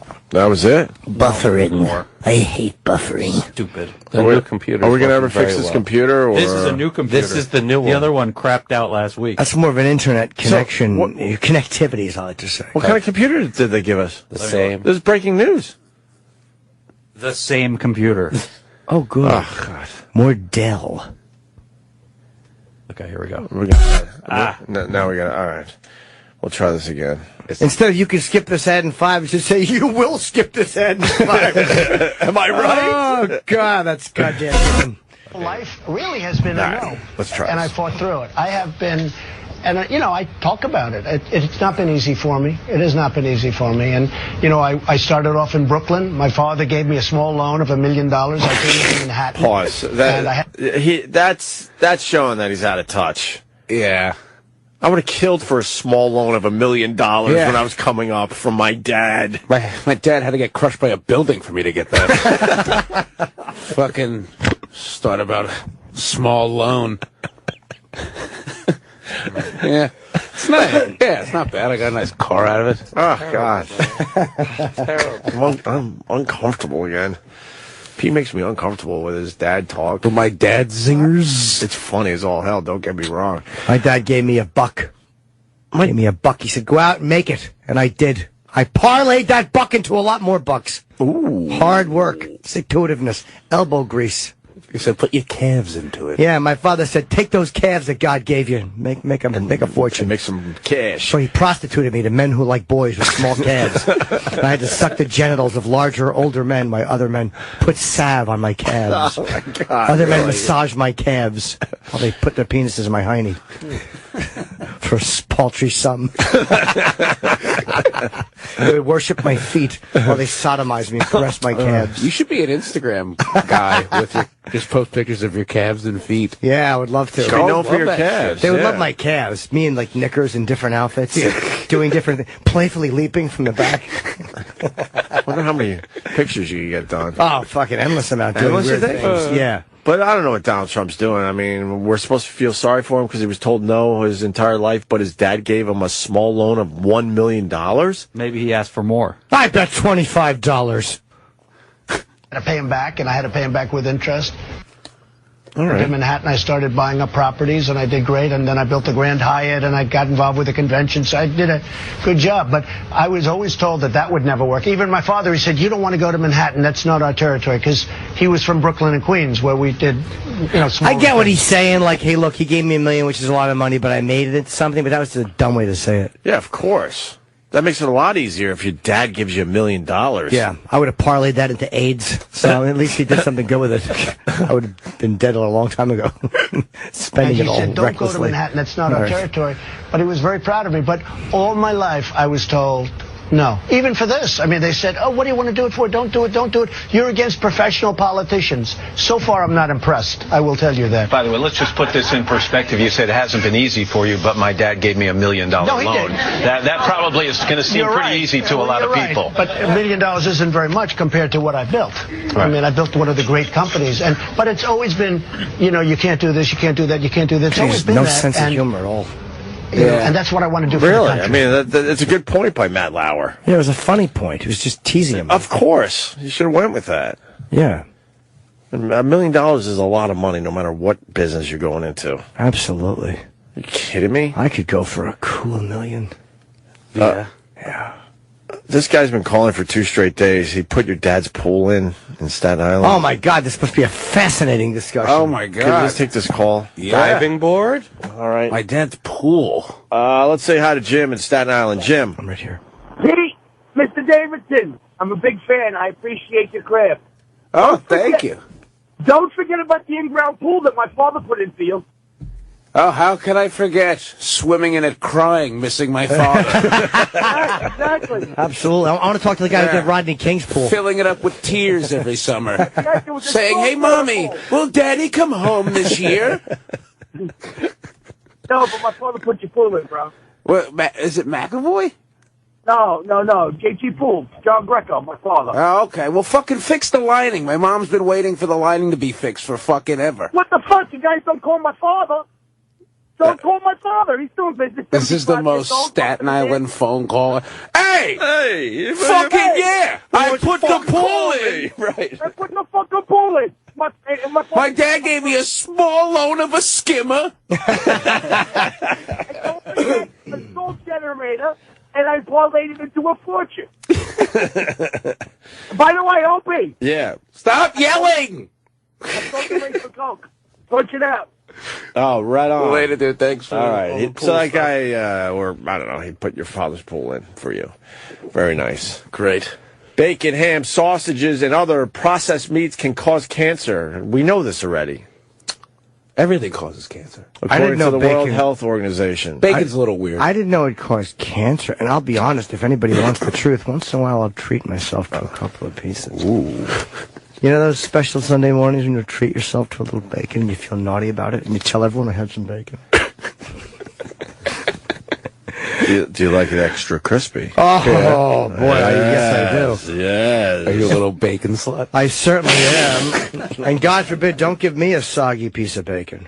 I'll pick it right up and give it back to the waitress. I hear you. You gotta Throw be it at her. careful. It goes Burn all that right to your shit. calves. It certainly does. I'll take that hot, greasy bacon. I'll throw it right at her face. I'll say, bring me a new piece, cunt. What, really? Yes, I do. Just bacon. You gotta dry that shit up. Yeah. Well, of course bacon and all this stuff causes cancer. I wouldn't have thought that. It's all red meat. Red meat's bad for you. Oh, I would have thought like heart attacks. yeah. Heart attacks. Yes. Hot. Let's listen to this. And cancer, the World Health Organization publishing a report this morning on the dangers of processed and red meats. And ABC's Dr. Richard Besser is here to break it all down. Cool story in For us, this is 1981. Yeah. I didn't know that. Why is this a huge headline Because I today? just need something to talk about. So Richard Besser was in town, and he's like, I got some stuff on some meat cancer. And they're like, oh, that'd be great. Let's get the old doc on. Boy, people can't stay glued to the TV when you mention cancer. Dr. Besser's coming on. Let's cancel the other segment we had. Not Dr. Meat Besser. cancer. Yeah. It's just a funny. It's not, but it's a funny. Yeah, I mean, we try not to joke about that here, Yeah. just because there's people in the audience who've suffered from it. Let's get this report out. Do we even have to? I mean, hope not. Play I it a think we little shouldn't bit. play it, actually, just so people eat more meat and get more cancer. I don't want to stop it. You've been told your whole life you got to be careful with the red meat. Yes, this report says that eating bacon is fine and it won't hurt you cancer-wise. No. Enjoy. I eat bacon like every day. Well, you're young. You're young. Young buck. You're all full of cum and vinegar and laughter. How old are you? 22. I'll be 22 in 2 weeks. Oh, guys. God. What do you want for your birthday? Nothing really. What are you going to get for your birthday? I don't know. I'm trying to think of. What do you want me to get you? Will you do something for where you come out of my cake? I'll come out of your cake. Yeah. Absolutely, I'll come out of your That'd be cake. great. Fuck yeah. That'd be pretty cool. Why are you excited to do that? I've never come out of a cake before. Because he just wants to be someplace where people will be happy to see him for a second. I just want to be around cake. That was pretty good. Thank you. Come on now. Yeah, easy with the self-deprecation. Stop it. Push play on this. Just released moments ago, and it really came down Moments hard ago? on processed meat. It did. So they pulled together international experts to look at all of the data. It's been an unanswered Big question. study. International experts. Oh, boy, they pulled out all stops. Big study. Is the risk here. And what they concluded was that processed meat is clearly linked to an increase in cancer, in particular colon cancer. Oh, Red meat no. Careful out there, guys. Butthole cancer. Why the colon cancer? I don't know. Did you ever think that maybe somebody had prick cancer and they stuck it in? Just saying, that's how you can get it. But why colon cancer? Just because you're pushing out all this meat? Yeah, and the cancer's sticking to you. But what happens as you're pushing out all this meat that it causes the cancer down there? That's what I want to know. Oh, man. It's getting absorbed. Some of the shit they put in processed meat to make it processed meat. I feel like we should call Buschetti and tell him. Let's explain this shit. Push play. And this is something that a lot of people have had questions on. Well, the American Cancer Society all along has said about limiting consumption of red meat. Yes, that's a great point she raises. Oh I'm my God, happy she thank said you. that. I was going to say that, too. Limit your red meat. Go ahead. I didn't mean to interrupt. That's how boring think this some is. of They're this literally is- like, you're going to die. And I'm like, I don't care. Preferable to finish on this clip. Fuck up. International community catching up with what the I hate American this guy's Cancer head Society shape. and others here have been saying. What they say in terms of meat is it's not you can't have any, but you want to reduce the amount of processed meat that you're taking in. You want to switch from red meat to fish and poultry and lean forms of meat. He's the And then worst. This guy's the worst. What a fucking killjoy at a party. Poultry. Yeah. You want to eat more chicken. Chicken and fish. So he's having a meatball at a party. And this fucking dud walks over with this cancer chatter. You know that causes cancer, Yeah, right? he clears the area. Just standing there by himself drinking a lime-filled club soda. He's a buzzkill at your Oh, barbecue. he's the fucking worst. You know, technically, go fuck yourself. I'm going to just go over here and eat my kale salad. Yeah. I'm actually into the quinoa. Ooh. On my Whole30 diet, I can't eat quinoa, but I'll tell you about that during the break. Go ahead, play it, Eric. your meat. Instead of charcoal grilling, go with broiling, with baking. Those things will not release some of the chemicals that they think may be linked to cancer. And in anticipation of this report coming And I'm out not kidding, her head is shaped exactly like his. They're people of different races and genders, and they have the exact same head shape. It's the same person. This is fucking done on CGI. This is not even a real segment. Let me see that. Go ahead, you'll see it. Just minutes ago, Oh, wow, the meat look at industry, that. of course, released a statement overnight that says, in part, that classifying red and processed meat as cancer hazards defies both common sense and numerous studies showing no correlation between meat and cancer. Is that the Meat Institute? Yeah, exactly. Oscar Mayer. That was we have Oscar an Mayer? independent group of experts who've looked at all of the evidence and say that there really is a link here and that there are things you can do to reduce your risk. Like what? Please list them all alphabetically. What can we do to reduce our risk? Pick that tie out for this. It really is an awful. That's a great tie if you have a step ladder and a beam. Bottom line is moderation. You know, as we say with everything, moderation. Plant-based diets are the way to go. You don't have to eliminate, but cut back. Good. Goodbye. Goodbye. Thank you for your time. Thank you. Goodbye. It'd be funny if he was walking out and he was killed by something. Everything in moderation. Everything in moderation. Moderation. Exactly. Well, that's like, whatever. I like how that was on World Star Hip Hop. Yeah, why did World Star Hip Hop pick that one up? A lot of bacon fans. Oh my God, they did? I thought you were kidding. No, yeah, that was on. That was on World Star Hip Hop. All of this is World Star. What, they're trying to go legit? I guess. Wait. Doing some legit news stories now on World Star Hip Hop. Are you guys kidding? What? No, it really is on it. No, it's on World Star Hip Hop. It says South Carolina man arrested with almost $10,000 stolen guns. 10,000 stolen guns, 10,000 yeah. stolen guns. Why is this an important story? That's a lot of guns. It's a lot of guns. There are crazy shots of piles of guns. Oh, let's see crazy shots of piles of guns. It may take 2 months before we know where they all come from. That's for the audience at home. That's the sound of the camera because they were showing photos of the guns. And there's so many guns, they look almost like larvae or pupa or maggots. God, what the hell? It's a lot of guns. Isn't he Allegedly. Isn't he doing society a favor by stealing all these guns? No, He's hoarding them. No, he's All right, well, they're planning something. They're not. He's not planning something Yeah, with 10,000 stolen guns. This He's is a one of those lunatic. guys that's like, when the zombie apocalypse comes, he's going to be ready. This guy is just as bad as the lady that collects the cat poo. This lady I that think it's a little different. collects cat poo. You never seen hoarders? Yeah, but there's one lady that hoards shit, like actual shit. Well, sure, yeah. It's the one where they it's all in bags and she can't go upstairs anymore. My favorite one is the one where she comes home to it being demolished. Yeah. Yeah. They finally had it with her. They were just like, we don't give a fuck. We're breaking your house down. That show used to drive me insane. The whole how you just watch it, you're like, clean! Yeah. Pick it up! And then they finally get her to a place where they're going to clean up a little bit. And the first item, she's debating for like 20 minutes. And there's like a million other things they have to still do. Yeah. I don't know, though. I feel an attachment It's to a this. hanger. Yes, Yeah. yes. I think they become irrationally attached to things. Is that what it is? Yeah, but you got to be delicate with them. This guy's just a hoarder. He's not going to do anything with 10,000 stolen guns. He's about to shoot the most insane rap video. Let's see the rest of this. Stolen from across the Carolinas, uncovered inside a local man's shed. I wouldn't think all that would be here in Page.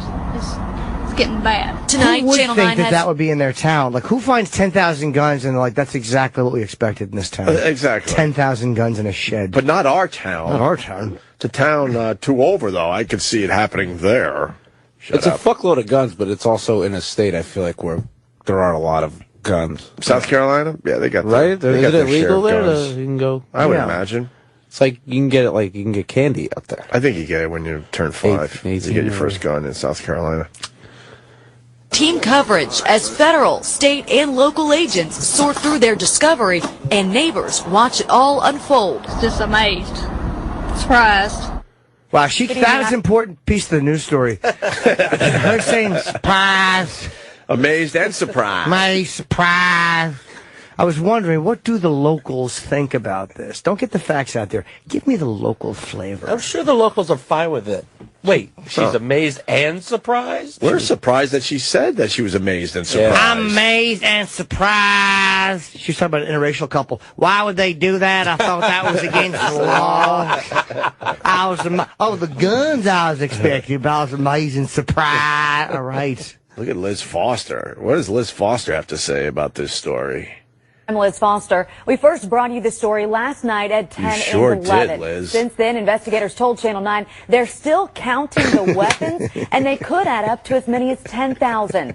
Chesterfield County deputies. Liz has some nice guns on her, huh? You're like the creepy high school principal that wants to fuck with, like, you know it's wrong, but you still play with them a little. Exactly. Yeah. Yeah. Although I think you're giving the wrong school, it'd be the grammar school.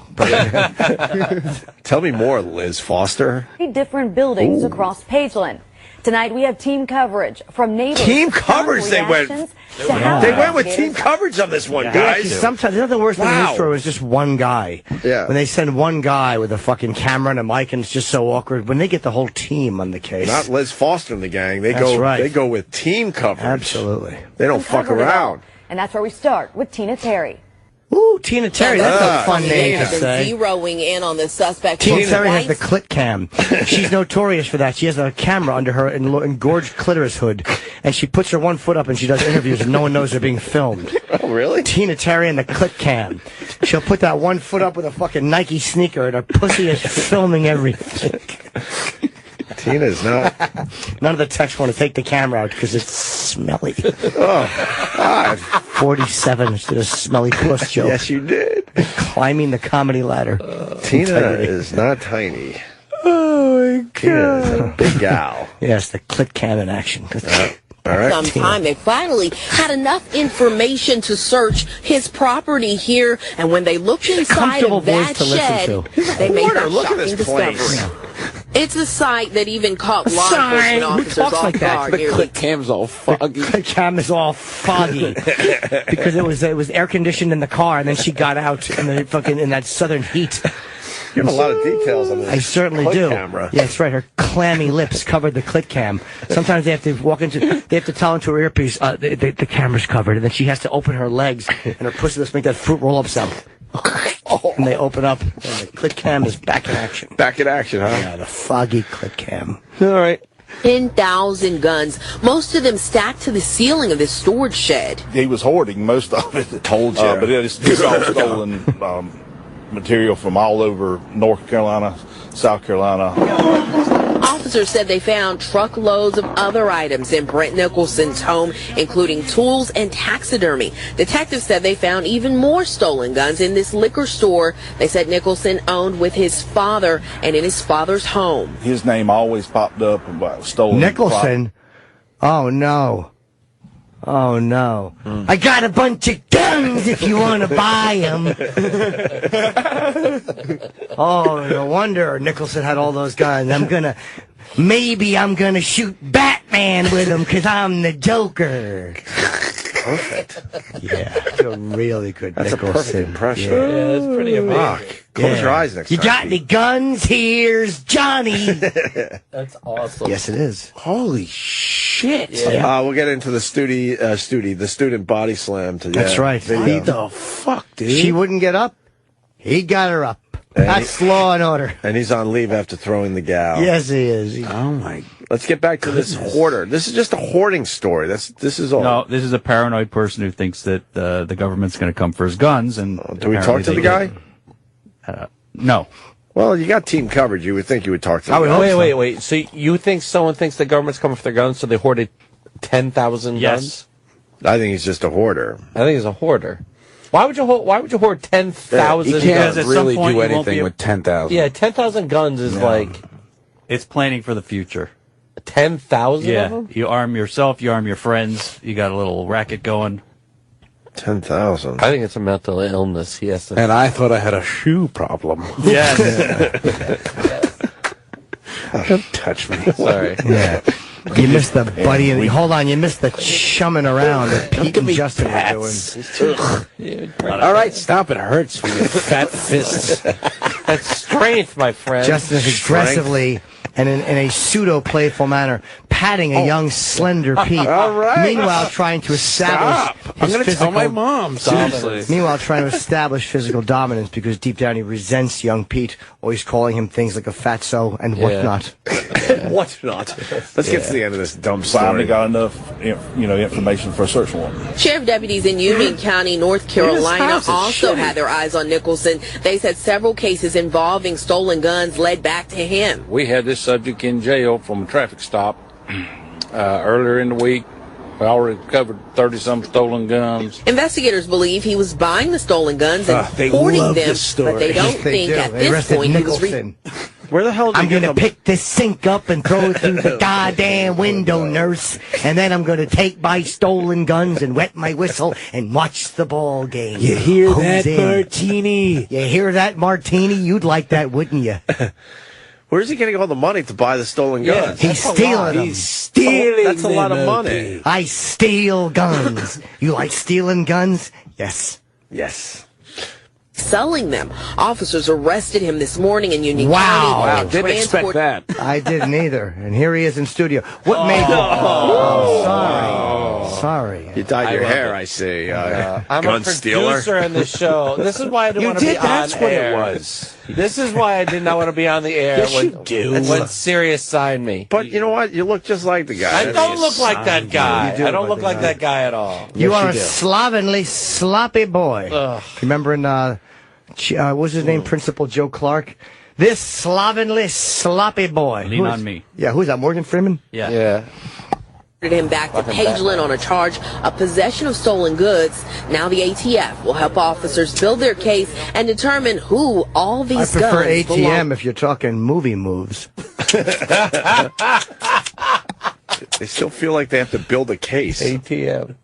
Why do they feel like they have to build the case? I think they got this. They just love this story. Yeah. They have a trailer full of guns. They committed to team coverage, so they got to play it out. Too. We're going to make every effort to return to the rightful owner. The suspect lived in this house with his wife, and we are told that she and the suspect's father could also face charges. Reporting from Pageland tonight, Tina Terry, Channel 9 Eyewitness News. So they're going to give all the guns back. This guy did society a favor. There's 10,000 less guns out In there. the streets. But it's stolen property. You He gotta stole give it back to the 10,000 owner. guns. Hey, did the Stengels get in the way of your Mike Tyson picture yesterday? We've been joking about it all morning, Pete Davidson. A little bit. No, we did not. A little bit. We did not. When I was trying to introduce you to Mike and say this is Pete, he wants to get you. I want to get a photo with you by him. Yeah, we almost didn't get it. That is Because not this true. You fucking lard was sitting in the middle of the studio. fucking lard. Mike Tyson shut you down yesterday, motherfucker. Of course he did. Fucking, he's gonna rape your ass. Yeah, at least I'm not a 50-year-old man climbing to the side of another 50-year-old man to beat a 20-year-old. Oh, Loser. I'm 46. All right, same thing.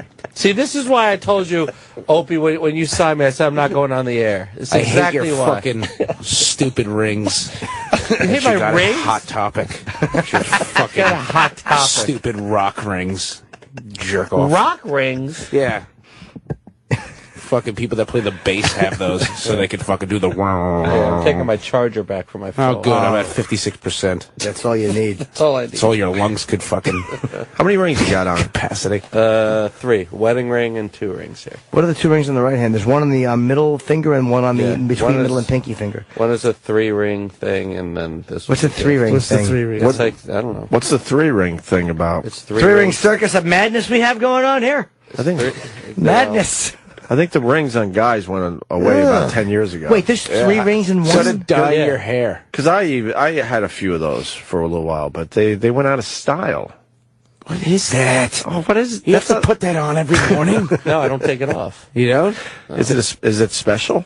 Is there any significance? Not to Or this you one. just put 25 cents in a machine? No, this one was a gift. Topics is This one gonna was make me nothing. laugh all day. What's the middle finger one? He gets Nothing, accessories. I don't know. It's like- Doesn't he look like he shops at Hot Topic? Like I he do just not has shop at a Hot million Topic. Blink 182 shirts at home? Show him your necklace. He'll appreciate your necklace too. Ugh. What Like a fat Hawaiian. I don't look like a fat Hawaiian.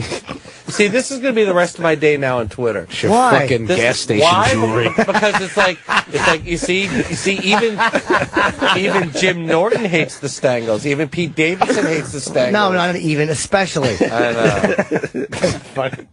Yeah. Just a few more. Oh my God, a fat Hawaiian. Let me go to the Hot Topics website. Just necklaces. Hold on, Justin's Hey, gonna can I say- have a black ice air freshener and these 2 necklaces? Just a few more months. That's Pete, all join we have me on- left. Just a few more months. Are you leaving? Yeah, we're leaving. Where are you going? Just a few more months, and then we'll be gone. Leave Where are you Justin going? alone. Yeah. Grab the guitar, sing Somewhere Over the Rainbow. Pete, join me. Wait, where you guys? Are you leaving too, Eric? Yeah. Where are you guys going? Point, maybe. Yeah. Where are you going? They have a Got a TV thing. show. We have a TV things. show. Oh, congrats! They sold the TV show. We sold the TV No show. way. Just a few more months. What show? You'll see. All right. You'll see. People We were in can your act building like I yesterday. care. Join me on the Hot Topic website. Let's I don't see- buy Oh, my yeah. clothes Let's at Hot see other Topic. Yes, you things do. that Justin would buy here. Yes. Let's go to No, I'm accessories. serious. I'm serious. No, accessories. Go to jewelry. Jewelry right there. All the way to the Go to left. T-shirts. All right, Jewelry or body jewelry? Watch. I don't want body jewelry. No, Let's go with- I think it's regular jewelry. Let's see. No. I mean, it's not far off. no. I'll point This out is what I not- would buy. Hold on, let's see what rings Yeah. now. You would buy the Dragon For Balls. gender, you ought to No, do no, unisex. no. Look Yes. for rings. No, Yeah. go to rings. I'll show you what I would you go. wear. I have Yeah. a Superman So ring. that- this is what you're Hot wearing. Topic No, it's stuff. not. Yeah, nailed it. It's literally what you're Where? wearing. Hot Topic You stuff. nailed it. It's not what I'm wearing. Yes, it is. Yeah, What? it is. Show me what. What are you talking about? Same thing. Yeah, It's look, not what I'm wearing. It's a $3 Hot Topic ring. Right there, boom. Where? Right they to the all. left. Yeah. No, you It's know a what? $14.50 ring. Where? Hot No, Topic. It looks like a lug nut. You would It definitely is wear a the look nut. moon mood No, I ring. would no. I have a Superman ring I don't wear, but I have that at home. I don't wear that, though. It's a Superman ring. It's a I wouldn't Superman. even That's know. my kids got it I for wish me you had his because I like wheelchair. Superman. The difference. I like the character. It's more Eric, the character. I'm happy for you and your show. Thanks, buddy. Thank you. Fuck you, Justin. And look, I got. You're a classy guy, Pete. And look, you see this? You deserve it, man. It's got my kids' names on it. So that's that. They wanted me to do that, so I did that. But then this one's mine. You got a lot of stuff on. I do a lot of Yeah. stuff. I like it. For an elderly man to wear so I'm much not stuff. an elderly man. You are. Do you take it all off right before you go to bed? No, or? I go to Do you sleep. put your lotion on? I don't put lotion on. Salve. I don't lotion. How much does your wife hate the sound of the clinging when you put it down on the dresser table next to you? No, I don't. All I your don't fucking cling. rings. Next to your chapstick. I don't cling. Yes, you do. Do you No, I put on don't chapstick cling. before you go to bed? No, why would I put on chapstick before I went to In case you bed? do a little smooching. Keep your lips moist. Yeah, keep those lips in kissing. What else can we check out from Hot Topic? Go to T-shirts, because all I wear is T-shirts. So go there. I'll tell you what I would wear. All right. Go Well, to T-shirts. We're looking at Hot Topic T-shirts. This was your idea. Why are you looking at me? Because the rings thing is all I want to look at. Yeah, I just T-shirts. wanna Now you look at actually want to go and look at Yeah, websites. now you want to I'm shop. defending myself. Help you I shop. don't shop Now at you Hot wanna shop. Topics. I mean, you do look like a fat, older Hot Topic model. I do not look like a fat, You older do. Hot Topic model. Hot Topic Senior. Like if they came out with a line. This is why I don't want. This is why, Opie, when you signed us, I said I'm not You talking said on the that radio. 5 times. But I'm not. Exactly. That's I'm exactly gonna keep why. ignoring you. He just keeps Two he weeks. needs to remind everybody that he has a job. It was really two- weird. it was He's two- like, when you signed me, it's was- like, all right, you're not a fucking Yankee. It was 2 weeks. Shut the fuck up. Remember that announcement when you had the Opie and Anthony shirt on here? Welcome to the show. It was 2 weeks. Actually, I found all my Opie and Anthony T-shirts last night. Nice. With the homeless shopping spree on the back of The one of homo them. what? Homeless shopping Oh, spree on the back of homo. one. Yeah, homo But, lost that homo show, shopping. Justin. But for 2 weeks, Eric and I wouldn't sign because we said we wouldn't go be on the air. Yeah, I'm not going to be on the air. Okay. Well, you won that one. Tired of Pete. Exactly. Bad I attitude. think he wants us to. You're gonna fucking miss this, dude. Bad attitude. Disturbing video Ruining shows everything. school safety officer appearing to assault black students sitting in desks. See, again, what the fuck does the black student have to do with it? Like, it's the fact that a guy did it to a student is the problem. Absolutely. Ugh. Got to bring race into everything nowadays. It's so irritating. This doesn't look good, though. Surprised that Jezebel would do something like that. Let's push play on this.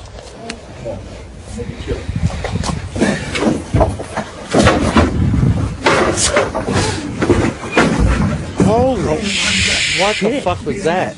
It was called removing from the chair. Oh, my God. When someone won't get out of the chair and you're removing them from the chair, that's how it sounds. There's a thud and a clank. The student was told she was under arrest for disturbing school and given instructions, which she again refused, Lott said. The video then shows the student resisting and being arrested by the SRO. Was she really resisting, though, like to the point of that? That was a little rough. That was rough. And how do you get... He was manhandling. You can't be under arrest for... What? What did she do? And that's also not a police officer. He might have the power to arrest her, obviously he does. But not to do that. You're under arrest for being a little prankster? Yeah. Is that what it was? And then he pulls her out of the chair after she's on the ground and then like slides her across the room. He was being a dick. What a jerk off. Yeah. He was being a dick. That's not good. Nope. That's... Parents are heartbroken, as this is just another example of the intolerance that continues to be of issue. See, now I have Roland tweeting comments that Pete Davidson's making about me on Twitter. Oh, no. Oh, God. Why do you care? You're old. Why do you care about Twitter? Because now this is the rest of you my have a day. family. Twitter's a shitty place. You Well, already I know, that. but I'm supposed to be a producer on your show, and now even the But then you bring staff... attention to it, and then people are like, Why does it bother you? You know that's why we do it, because right? I'm trying to run things on the staff, and then the staff just jumps in. Well, then you shouldn't be on Twitter. Am I right or wrong, gang? I think you might be right on that. All right. Yeah. I'm sorry, Justin. I just got a few more. This is the same video, right? This says it's a part longer 2. one? I have not seen this yet. Part 2? Yeah. What if it was just a simple misunderstanding in part 2? That's true. I think all the questions were answered in part 1. Let's see part 2. Why do you need a part 2? Let me go. Let me go. Watch how beat your bitch ass up. Let me go. Let me go. Yeah, you better. Let me go. Sit down. Please sit down, everybody. Please sit down. Do it. Listen, man. Do it. Fuck on my face. Fuck this. Oh, wait.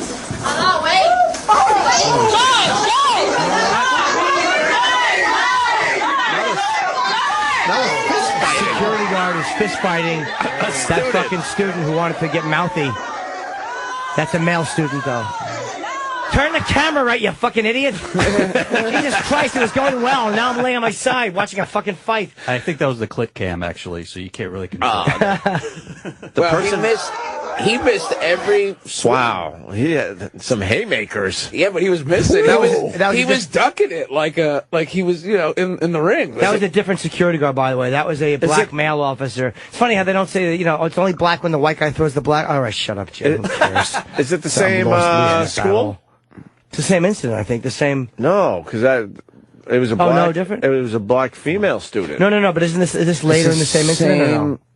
School, yes. It is it's the same school, but two different officers or security guards. I mean, that's just fucking... You can't do that to a kid. Yeah, it was the... You're a fucking football player-sized man. You know what I mean? Click here to watch a 14-year-old girl. This is part 2 of the same incident, I guess. It's not, because it's not as a because now the security guard is now... No, but it's different people. He probably came in. I'm assuming the security guard came in when things got out of hand. And then they would try to defend the student, maybe? Because that's a white guy, and now it's a different security guy. The second guy is a black class? guy. With I don't know. It might be a different classroom from a different angle, though. It looks like a different classroom. I like how that dude's just sitting there, not even moving. They're used to nonplussed. it. Man, that Their heads are down. Part 2. I mean, part 2 is another one. Did this shit happen in your school growing up, Pete? No, I mean, no, nothing like that. There was literally never a fight in any school that I went to. And I went to 3 different schools. It's quite the travel rope. Security guard.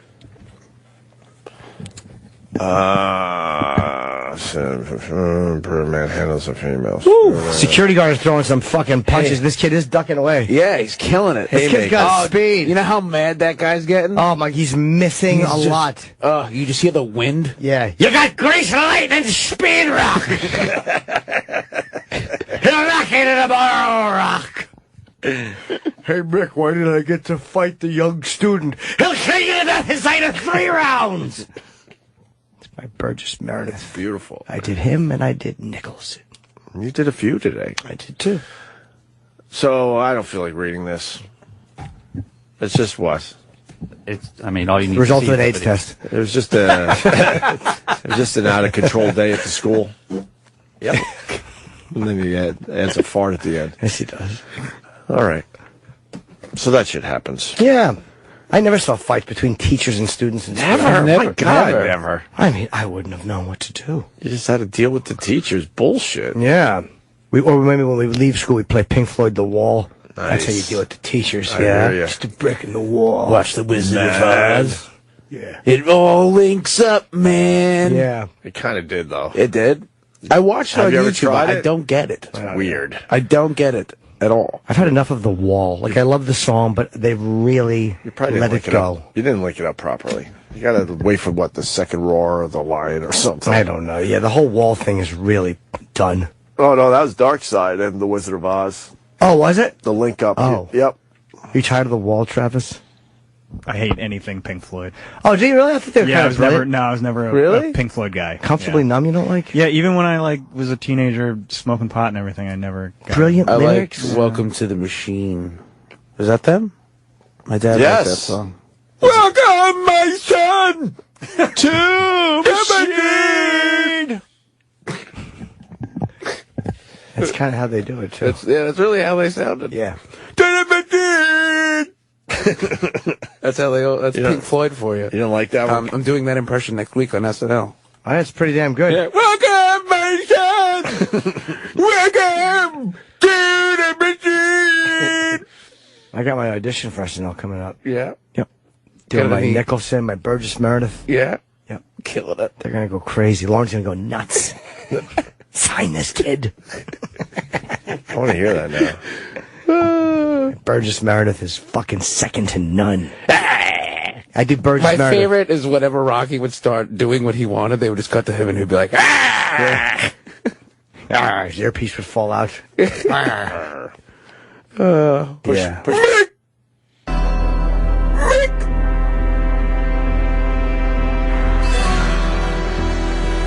Oh, those times sitting in my dad's car waiting for him to get cigarettes. There it is.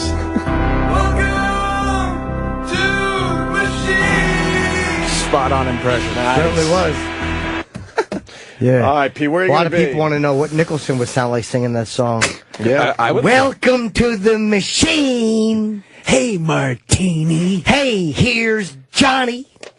Pretty fucking hack comic in the 80s. I'm in Florida for New Year's. Are you? What gig? What's that? Like 350 seater in Florida. It's not Tampa and it's not Orlando. It's the other one. Wow, you don't even know what city? Is it the? I don't fucking know. It doesn't matter. Oh, let's help you out. And You then, got a website we can go to? it might not be up yet. And then I'm at the Arlington Draft House in January. I don't have anything. I've never done that. Oh, it's awesome. It's good, right? It's really great. Very cool. Jimmy, what do you got? We got to take a break here. I have this weekend. I'm doing with Charlotte. I have November 5 through 7, and then Erie. Like I've been talking about, the Erie buzz has been building. Oh, good. Charlotte and Jacksonville not far behind, and a bunch of other San Francisco coming up in December.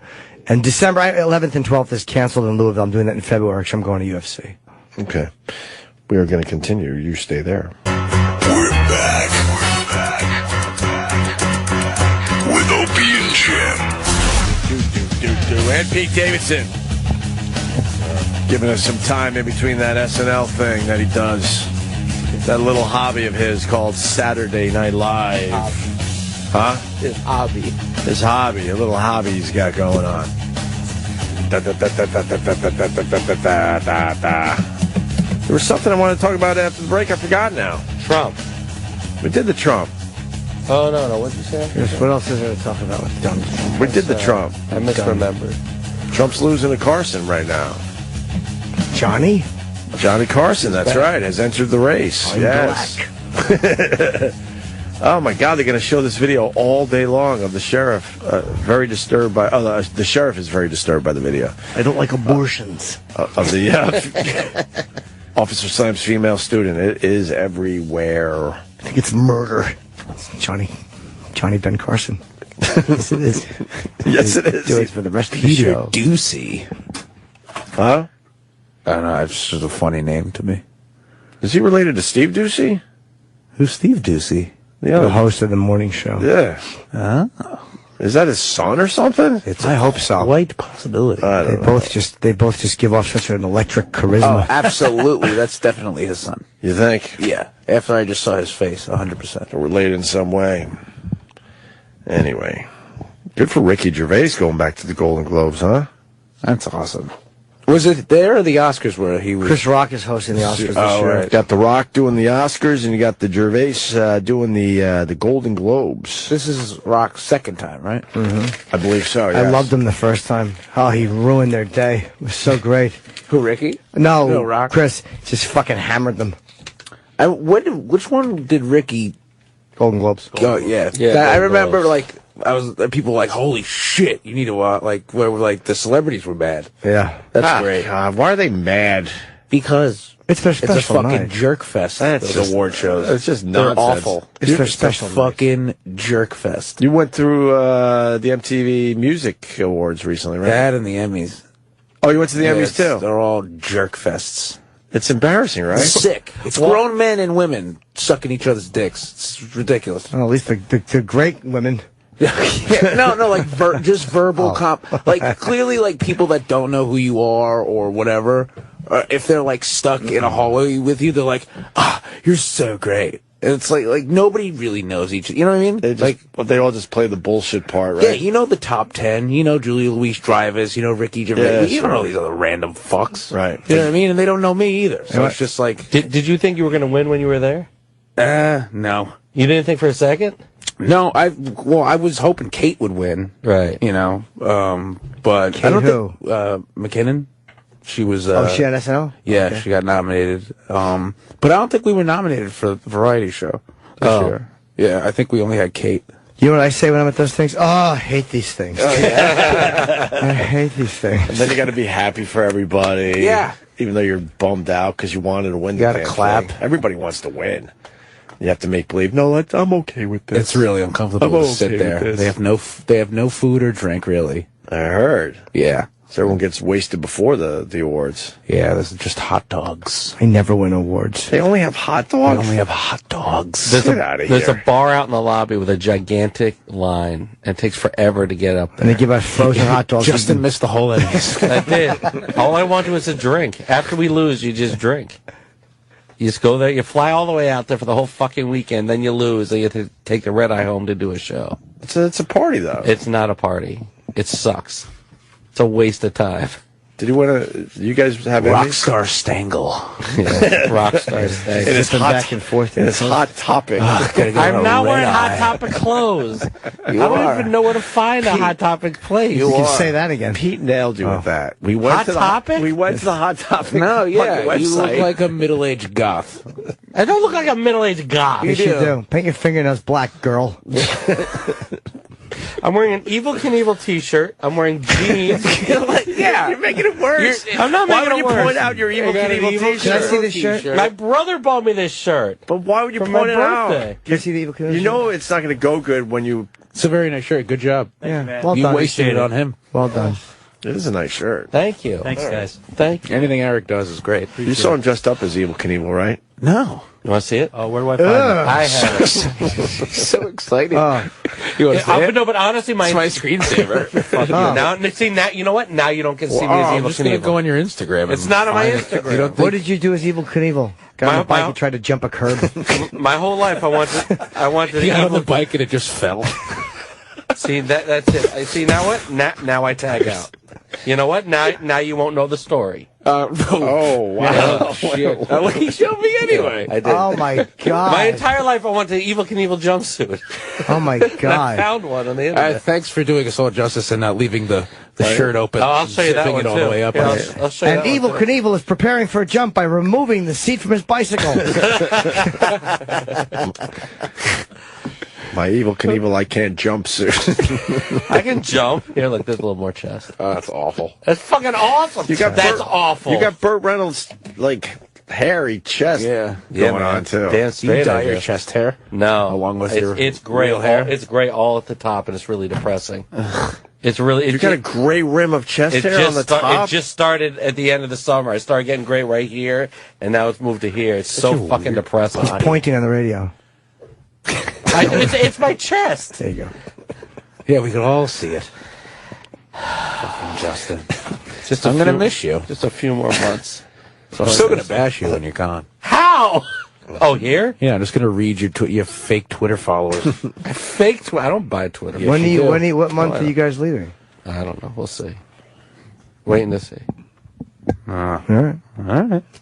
Still to be figured out. All to be figured out. Yes. I'll tell you, the more Pete comes in here, makes it seem like it'll happen sooner. Here, look, that's me as Evil Knievel. See, he can't help himself. No.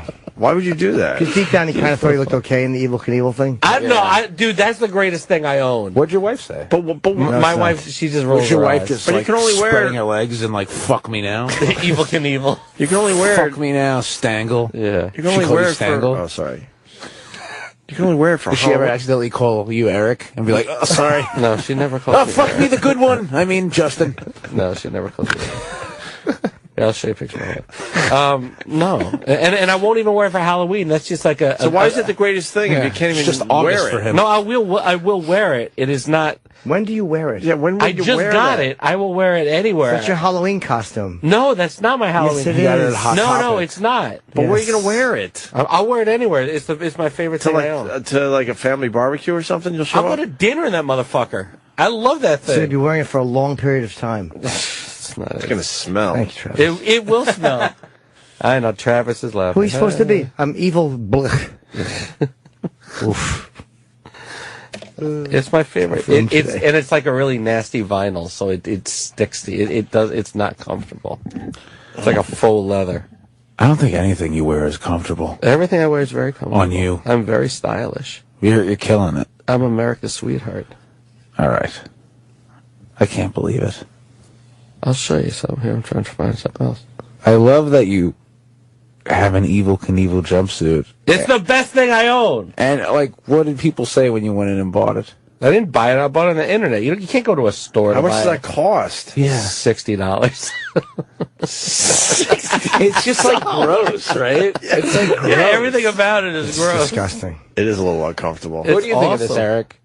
I'm sorry, I was listening to another channel. I switched 5 minutes ago.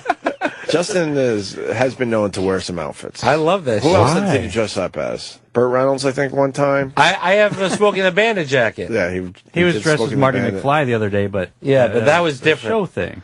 Yeah. I didn't have that stuff. I You were had to Smokey the order Bandit too? You have no Yeah. idea how I have that jacket. sad. Did you get to hang out with Dom DeLuise in the back of the semi? No. Cannonball Run. The lady gonna have a baby. She not gonna be moved for 24 hours. No, I I didn't. was so upset I missed the Marty McFly day. I had so many fat So you jokes. call me the I was at work and I was scrolling through it. I was like, oh, everything I would have said. You're just supposed to be like getting ready for SNL. No, You're dude, I obsessed with literally him was and his seething. outfits. I was seething at home. You didn't like the outfit with the skateboard? Oh, no. I loved it. I hoverboard, wanted to be in it. But that wasn't my idea. That was Opie's idea. Yeah, but you What? did it. The How is fact that my you did idea? it. Because you told me to do it. That was how it was your idea. You tapped out, actually. You were supposed to be a fanboy in front You know, of but Leah the fact Thompson. that you did it is like that. You don't have to do. You know what I mean? I'm here to support Opie. If that's what Opie needed, I was ready to do it. You know, it's funny. I'm here to support Opie and Jim. No, I meant, but No, I Jim just didn't. think it's But interesting that you said that. Jim didn't ask me to do it. No. Stop clarifying. Sorry, Hate Jim. clarifications. Why? Unnecessary. That's There's funny. no mystery on this show. I hate clarification. Clarifications never help humor. Well, all kidding aside, no. I didn't say all kidding I aside. didn't say you did. But I didn't. Just talking about a subject. But I'm Check your clarifying. face. I'm clarifying what you're saying. You know, if we need something, What the fuck happened today? Denny sent in a magazine. I'm not sure why he didn't have. I hope a it's message. Suicide Monthly. It's called Outdoor Life. Outdoor Life. So Why did he do I think that? he's sending us a message that maybe we need material. Oh, think- I see. Well, we could go to this clip where this lady speaks in tongues. This was terrific. So there's a lady in Toledo, Yep. Ohio. Yep. And she's a little nutty. And Is she running for office? Is she that Republican lady? Yes. Laura Emerson? Oh, that's a news anchor. I forgot her Opal? name. Opal, that's right. Yeah. Opal. Oh, I fucked this woman. Decision 2015 coverage and the race for Toledo mayor. Tonight, NBC 24 goes one-on-one with frequent candidate Opal Covey. Jim Nelson recently met with Covey, who calls herself a prophetess. to talk about her vision for the city. He joins us now live in the studio. Jim? Well, Jim and Laura, this is now the 5th time that Opie Kobe has run for mayor. She feels she's been robbed of votes as part of what she believes to be ongoing corruption in city government. She is perhaps one of the more recognizable figures in Toledo. I've been running 4 times. This is the 5th. But I really actually won the election in 2013. Yep. Yeah, you don't forget now, this that might be a shock to you, but it's no shock to a lot of people because my votes have been stolen ever since I've been running. Opie Kobe believes that in her heart of hearts. She refers to herself as a prophetess and says she's a licensed ordained minister. I asked her why she chose to run again in 2015. God sent me. Because I'm crazy. Give a real answer. Because I'm a fat-faced cunt. Back to you. I like how she's running like it's a garage sale. She's just standing on the side of the road like, vote for me! Just waving at cars. She has a sign that says, want a pot of gold? Vote Opie Kobe for mayor, a miracle worker. That doesn't even make sense. It Pot of doesn't gold even rhyme. No, it's nothing to do with it, a pot of gold. So therefore, I had to go through everything that the citizens went through. Now, 38 years later, I know the city up one side and down the other, and I'm here to be mayor of the city of Toledo. On the subject of issues, Kobe says potholes are a problem and corruption within the city. Not wrong. But what she's become known for is her desire to fill Toledo with tourist attractions, amusement parks. That will bring great wealth. Prior to our interview ending, A tourist attraction. I'm going to start an ant farm in my vagina. And I'm going to let people come in and look at it. That's like as is customary. If there is anything else she would like to add. Here we go. After pausing, she offered this. Great destruction will come upon the Papahashataya, Kulia Simahai, and the Holy Antiastico Kulia Nasai. Yema Sandala Didi, I see Koshantala Lolosi. Yema Sandala Didi, I see Koshantaya. Thank you, Jesus. That was a confirmation. If people don't give me what I earned in 2013 back, and I'm not on that seat in November, then you'll see God coming and visiting the city in the greatest destruction you have ever seen. Jesus! Yeah, he's coming to Toledo. Yeah, exactly. Wow. Yeah. Took an interesting turn, didn't it? I love when people talk in tongues. It doesn't make me uncomfortable at all. You know, Jim, fat stangle. God, sorry, the tongues are just... Yeah, it's weird, right? 'Cause he's fat stangle. He loves to eat. Oh, he's giving me a beating, Justin. Yeah, he is giving me a beat. But you see, I'm taking the high road. I'm just sitting here. Yeah, you sure are. Which will soon be the low road. Yeah. No, it technically is the road. It's really just the road across the street to 30 Rock. So it's all good. It's all fine. Wait, what do you mean? That I have to leave soon. Yeah. Yes, I do. You've had it? I've had it. You had it here? Yeah, I had it here. You've had it here? I think I've had enough. Yeah. Really? Why? Nah, you love He's it. had enough. No, I just think I've hit my limit. He's hit his limit. I've hit my limit. How long have you been here? 6 months. These guys will finish out their year and they'll say it was an interesting experience. It was an interesting experience. You're going to miss it, I'm telling you. Yeah. There's a lot. There's just a lot of craziness behind the scenes and a lot of people here. And Pete comes in and yeah, it's all good. Yeah, rubbing icy hot on your balls for oh, that's right. For amusement is a rough job you got. Yes. It's a rough job. Yeah, dressing like a fat Marty McFly is really it's really hard out there for Justin Stengel. But it wasn't my idea. Did you ever ask Letterman, "Hey, can I dress like fat Marty McFly?" And he was like, "Who are you?" No, I never pitched myself to do anything. Oh, these guys are not going to miss this gig at all. No. Eric will. Eric's cool. No, I'm sorry, I'm reading the magazine Denny sent in. Yeah. Eric's so handsome. Got his stuff together. They're going to miss this gig. You know, Eric looks like he could eat and then be done, you know? No, because see, there's many levels of craziness behind the scenes, and I'm not going to miss any of it. No, these guys are not going to miss this gig. No, there's a lot of people with bad attitudes walking around, or people that just blatantly lie, and you know, it's that kind of shit that I'm not going to miss. Who blatantly lies? Yeah. Just like a lot of like Be people careful. that just work here. that they probably, it's all kinds of shit. Like, no, I'm not going to miss that. Are you going to say something shitty like, they know who they are? No. It's just fucking child. It's just exhausting. It's very exhausting. These guys are not going to miss this No, gig. I'm not going to miss this gig. Couple meanies around the office. No, it's not meanies. It's just an atmosphere of craziness. Yeah, but a TV show's now. That's going to be a fucking walk in It the will park. be. It'll be great.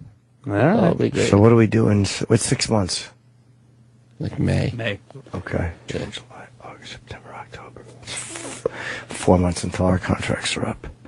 So we'll see if that money sticks around. It'll be all fine. It's all good. What a weird day. Yeah, I got like really sad and real with this. No, I feel better now than I have in weeks. Yeah. Knowing the exact date. No, I don't want to see that. I like these guys. Yeah. No, it's all good. We have to have a party for Eric. Yeah. Well, sorry for Eric. We will. Half a party. Yeah. Yeah, half a party. They're just very different guys. Eric and So Justin. different. Yeah. That's what amazes me, that they are so close. Yeah, well, Very it's different. actually kind of nice. You never see, like, brothers that close. No, we used to share an apartment together and work together. That's actually really, really cute and nice. It's weird. Who knew that talking about priests touching children would be the spiritual high of this show? Yeah, it's actually talking about a codependent relationship. Saw a depressing movie last night. What? Just a movie about priest touching. Oh. Yeah. You know that I went to Catholic school for, I would say, 95% of my school career. And now that I look back, I'm like, wow, some of those people were a little creepy. Like the you're priests. I mean, you're perfect though. What you learn from this movie, it was always the kids that didn't have a father, or the poor kids where the mom wasn't around because she's trying to make make it work, and then you're not kidding.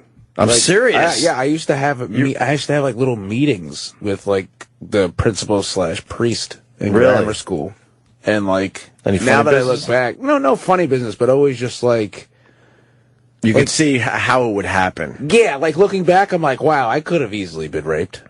Like raped? Yeah, like so easily. Like, you know what I mean? Like, What did they do that was weird? Just like weird, like, you know how like people touch your shoulder and your arm, and they're just like, they just want to let you know it's okay, and you ever want to like talk about your dad? And like I was like, 10, so I was like, oh wow, I was like a nice guy. But then I'm looking back, I'm like, that was a little weird. Yeah, what was that about? What was that a little bit? He's just throwing a little line in the water. When a grown man hand on hand, like, you know what I mean? Like, little, hand on hand? Yeah, like, oh yeah, sure. It's really great for everybody listening. He's touching his own hand. Did he get like douche chills right away? You just know. I always felt moderately uncomfortable around that. Yeah. Yeah. Were they older? Yeah, like 55, 60. And your 10-year-old little delicate hands. Yeah, my cute little hands. They didn't know. They were just trying to give you comfort. My buck teeth. Yeah. I had huge chompers. They probably talk about you in the locker room. Did you see Eager Pete? Yeah. Eager Pete. Yeah, Eager Pete's coming in today. Yeah. They want to give you a good buggering. No, that's like, I feel like that's like a very real thing. Oh, yeah. They preyed on the kids that didn't have fathers and came from bad backgrounds in general. Poor kids, that type of thing, where the household was looking for a little help from the church. No, because my mom and would then always... these cunts came in and took advantage, and a lot of them did. It's funny Enough you say already. that. Huh? It's funny you say that, because every school I went to, they always tried to talk to me. I was always a priority. Sure. You were a top prospect. Yeah. Absolutely. You didn't sign with any teams, though, did you? Long torso, slender abs. I let him on, though. Pedo's dream. I was an early Catholic. I would always drink the wine with the Eucharist. Oh, really? Yeah, and then wink at the priest and lick my lips and go, the blood of Christ is delicious today. You should taste it. They probably yapped about you in the rectory. Yeah. See Eager Pete Put a nice smile. Eucharist wafer in between my butt cheeks. And then we learned from this movie that 50% of the priests were having sex, just in general. Oh, yeah. One of my priests was like a full-blown alcoholic and like totally, like... I always felt bad for these honest guys. about it. I always felt bad when I was growing up a Catholic, going, man, that's got to suck that you guys don't have any sex. No, they do. But besides, the kid touching, they're just having sex in general. Like wives. But supposedly 50% of them. Yeah. That number's high. Yeah. There was one priest I remember that, like, was just so blatant, like just like even in his sermon would be like, you know, and I'm an alcoholic, like, and everybody's like, what the fuck? Yeah, like you know, the priests are fucked up. Yeah, I met a bunch of alcoholic priests. I'd go on retreat every once in a while, like years ago. In my 20s, I would go like twice a year, and there's always run by these alcoholic priests, and they were nice guys, but they were no different than any other fucking. Yeah. Oh, I think the fucked up thing is a lot of people think like they're some sort of different human being because they wear the priest, you know, and they're not supposed to have sex and all that. Yeah, and so you find out they're saying, creepy. They're pretty much saying fuck those rules. Because if you look at it, like anybody that like wants to do that, you know, on some level is a little different. Right. You know what I mean? Like 90% of the people growing up want to fucking. It's like you're running away from something, like these creepy desires you have. You think that the church will save you from. Like, I want to fuck kids, but I can't. So let me go over here and it'll make me a better person. Yeah. Did you ever want to be a priest, Justin? No, I'm signaling to Eric to do something. No, but he's pointing at his zipper and he's making the fucking hand in front of the mouth motion. Did you understand what that was? I didn't even see it. He's just pointing at you. What do you want him to do? Well, if he saw me, he would have understood.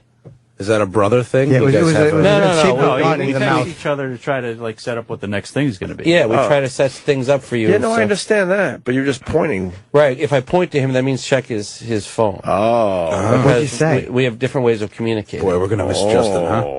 Yeah, you're What going did you say? Nothing. I'm tipping Eric off on what to have ready. You let me know if you want me to read any of the tweets that are coming in about Justin. Really? You're going to go there? Yeah. I mean, they're not very nice. The angry tweets. I wanted Eric to read. Let's go. Okay. Let's see. Is one of the Stengels going to the way of the Wachowski brothers? Just wondering. Or did I mispronounce that? Every time Justin Stengel talks, fat seeps out of my radio. He's a 13-year-old boy. Stop picking on me, Pete Davidson. No, they're better ones. Justin Stengel looks like a model for Tarps and Tents Emporium. Yeah. You shop at Hot Topic at your advanced age. Shameful. Yeah. You look more like Weeble Knievel. Yeah. Like, read that one. Where's the Hawaiian? Weeble Knievel. Oh, we're getting there. Wait, we get that one. Weeble Knievel. That's the one I was trying to signal for. Why are Pete Davidson, Jim Norton, and Opie Radio always picking on Justin Stengel? He's such a handsome man. That's Justin's mom. No. Look at the There's picture. a photo of a big Hawaiian man. Yeah, that's the guy who sings Somewhere Over the Rainbow. Yeah, that was a reference Jimmy made before. Yes. That gentleman passed away, I believe. Yes, he does, as he should have. Fucking 1,800 pounds. No shirt. Let's see. Thanks for breaking the news. Opie and Jimmy will be Stengel-less. Sirius XM stocks will soar like Justin Stengel's weight. Yep. That's a little That's a good one. mean-spirited. No, that's accurate. That's good. Is that you? As Deadpool. Yeah. Yeah. See, I told you had a lot of other outfits. Yeah. How old is that photo? That's from the summer. It's disgusting. I had to go to a thing, so I dressed What apart. thing? What thing in the summer? Yeah, what thing? It's a long story. Justin's being beaten down. He's just sad. No, I'm not sad at all. Justin a little bit. Wait, I don't No, I'm not sad at all. I have a legit question. In the middle of summer, where do you have to go dressed up like There was the guy from Deadpool? Someone was having a martial arts movie night at their house, a group of my father's friends. And my dad wanted... Still trying to impress Daddy.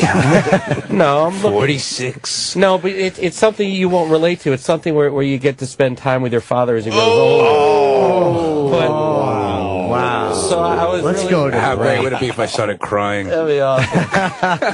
Wow. Yeah. I'll fucking... He'll lose that show real quick, Justin. Yeah. Justin insults 9/11, boy. Yeah. So yeah, they invited my dad, and I didn't have any interest in martial arts films, so I was just being the wacky asshole with a sword and a Deadpool mask. But you felt like you had to dress up for it. I felt like I did because, It happens. Yeah. All right, let's say hi to Austin in Texas. Austin. Hey, what's going on, guys? How are you? What's going on with you, Austin? Well, not too much, man. I was kind of listening to what y'all were talking about. It's weird. I'm an Episcopalian, which, if you don't know a lot about the Episcopal faith, it's pretty much the Catholic Church. We just removed all the stupid rules, like our priests can get married and all that shit. And we don't have any of these problems. I smoked pot with my priest like 2 weeks ago. And I mean, it just works better. We don't have all these like stupid instances of guys raping kids and stuff like that because everybody's cool. You know, I mean, we accept gays. We do gay marriage in the church. It's, I don't know. think it's a much better way to run a denomination. This Fight Club, it's it's This Fight Club. I mean, we wouldn't let Justin Stangel's fucking sloppy ass in, but other than that, well, I will join this religion tomorrow. Yes. Could Eric come? yeah, no, Eric's cool. Eric's awesome. That's what I like. Yeah. The word is out. Eric is cool. That's awesome. Well, y'all have a good one, boys. I couldn't even imagine smoking pot with my priest. Not at all. Oh, yeah, he's cool as shit, man. I mean, he's kind of like, to be honest with you, he kind of reminds you of that dude that's always playing the guitar in Beavis and Butthead. You know what I'm talking about? Wait a minute. Yeah, I know. I don't know. Just wanted to stop things for no reason. All right, Austin, thank you. There was a guy. There was a guy that used to travel around from all the elementary schools and used to read poetries and take out like the guitar and sing songs, and all the elementary school kids would gather around him. Roses are red, violets are blue. Kiss this, or I'm gonna smother your puppy. Sing a song to the elementary school kids. So they kiss this. They found out a few years later he was a child molester and he was banging a lot of the Watch local your kids. language. And when the newspaper headline came out, there was a picture with my friend's little brother sitting on his lap, so everybody assumed he was a rape victim, but it was just a random photo they got of the guy. So that photo sort of followed him around for a while. Roses are Killer red, story. Violets are blue. Let me kiss your thighs.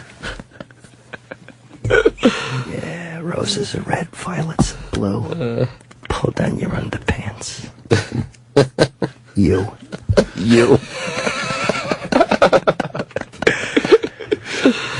That's great. Jay in Atlanta. Jay. Hey, how you doing? What's up, buddy? Hey, yeah, just listening to you guys on the road here, travel a little bit, and just tracking back on what Pete was saying. I was in the same situation when I was a kid. Went to Catholic school. My dad passed away when I was younger. My older brother and I went to Catholic school, and as soon as those fucking guys, whether it's a teacher or a priest, in my case it was a teacher. As soon as they find out that you're coming from some troubled background, they get all over you, And I was kind of with the up and up. I knew that shit was going on at an early age, but it started in elementary school where teachers were, there would be one dude, and we'll call him Mr. K, and he fucking just lashed on me, and he always, can you stay after class? Can you do this? And I was an athlete and stuff like that, so you want to talk about sports, but I knew this guy was fucking creepy.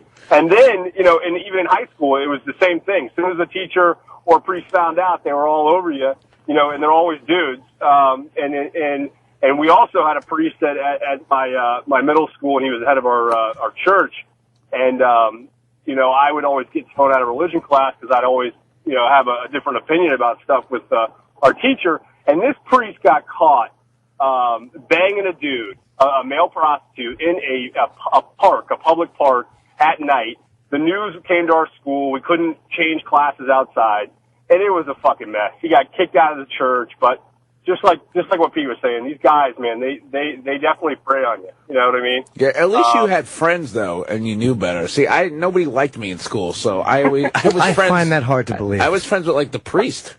Yeah. So I would walk in and feel cool. I'd be like, "Hey, what up, holy man?" And he'd be like, "PD," you know what I mean? Well, my mom was like, "Hey, you should be an altar boy. You should do this and that." I was like, "All right, I'll give it a shot." And they took me. We were doing like the pre-altar boy type deal. And we go behind the back of the tabernacle into a dark fucking dungeon. And I'm looking around and I'm like, this is not for me. Were you an altar boy? No, I wasn't. My mom was like, you should do it. And I said, absolutely. What the hell? All my friends that were altar boys have very weird stories. Yeah. Really? They're like, have you ever been behind the church? Yeah. They're like, it's creepy in there. Yeah. It was all dark, and there's like a little bit of a water drip or something like from a fucking yeah. And I'm looking for the exit. Where can I run the fastest? So fucking strange. Does this happen with other religions? You think? Not as much as not as much, right? Because they can fuck. Right. I think most of them. That's probably what it comes down to. Yeah, I think Catholic Church. It's something with taking the vows and being married to the church. And these guys, they're just they live in that little area and stuff by themselves. It is fucking weird. And I really think if they let them marry, I think they would be different. I do, Right. Yeah, anyway. absolutely. That would help a lot. It would change a lot of things, and these guys wouldn't be so. They live double. A lot of them live double lives. And we had some good priests. I had a priest from Ireland. He was there forever, and he was a great guy. But you never really know their background. It's always a secret. Well, now that all the stories are coming out, I said it earlier. When I see an older priest, you want to yell at the guy. What did you know? Right. Because this was happening everywhere. It seems now. Yeah, and it's not just, up north and stuff.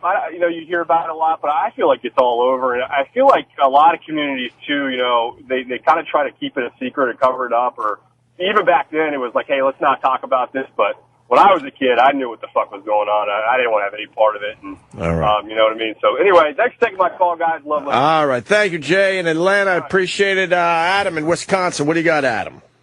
Hey, I'm calling about, I think his name was Austin, just calling. Yeah, and, yeah.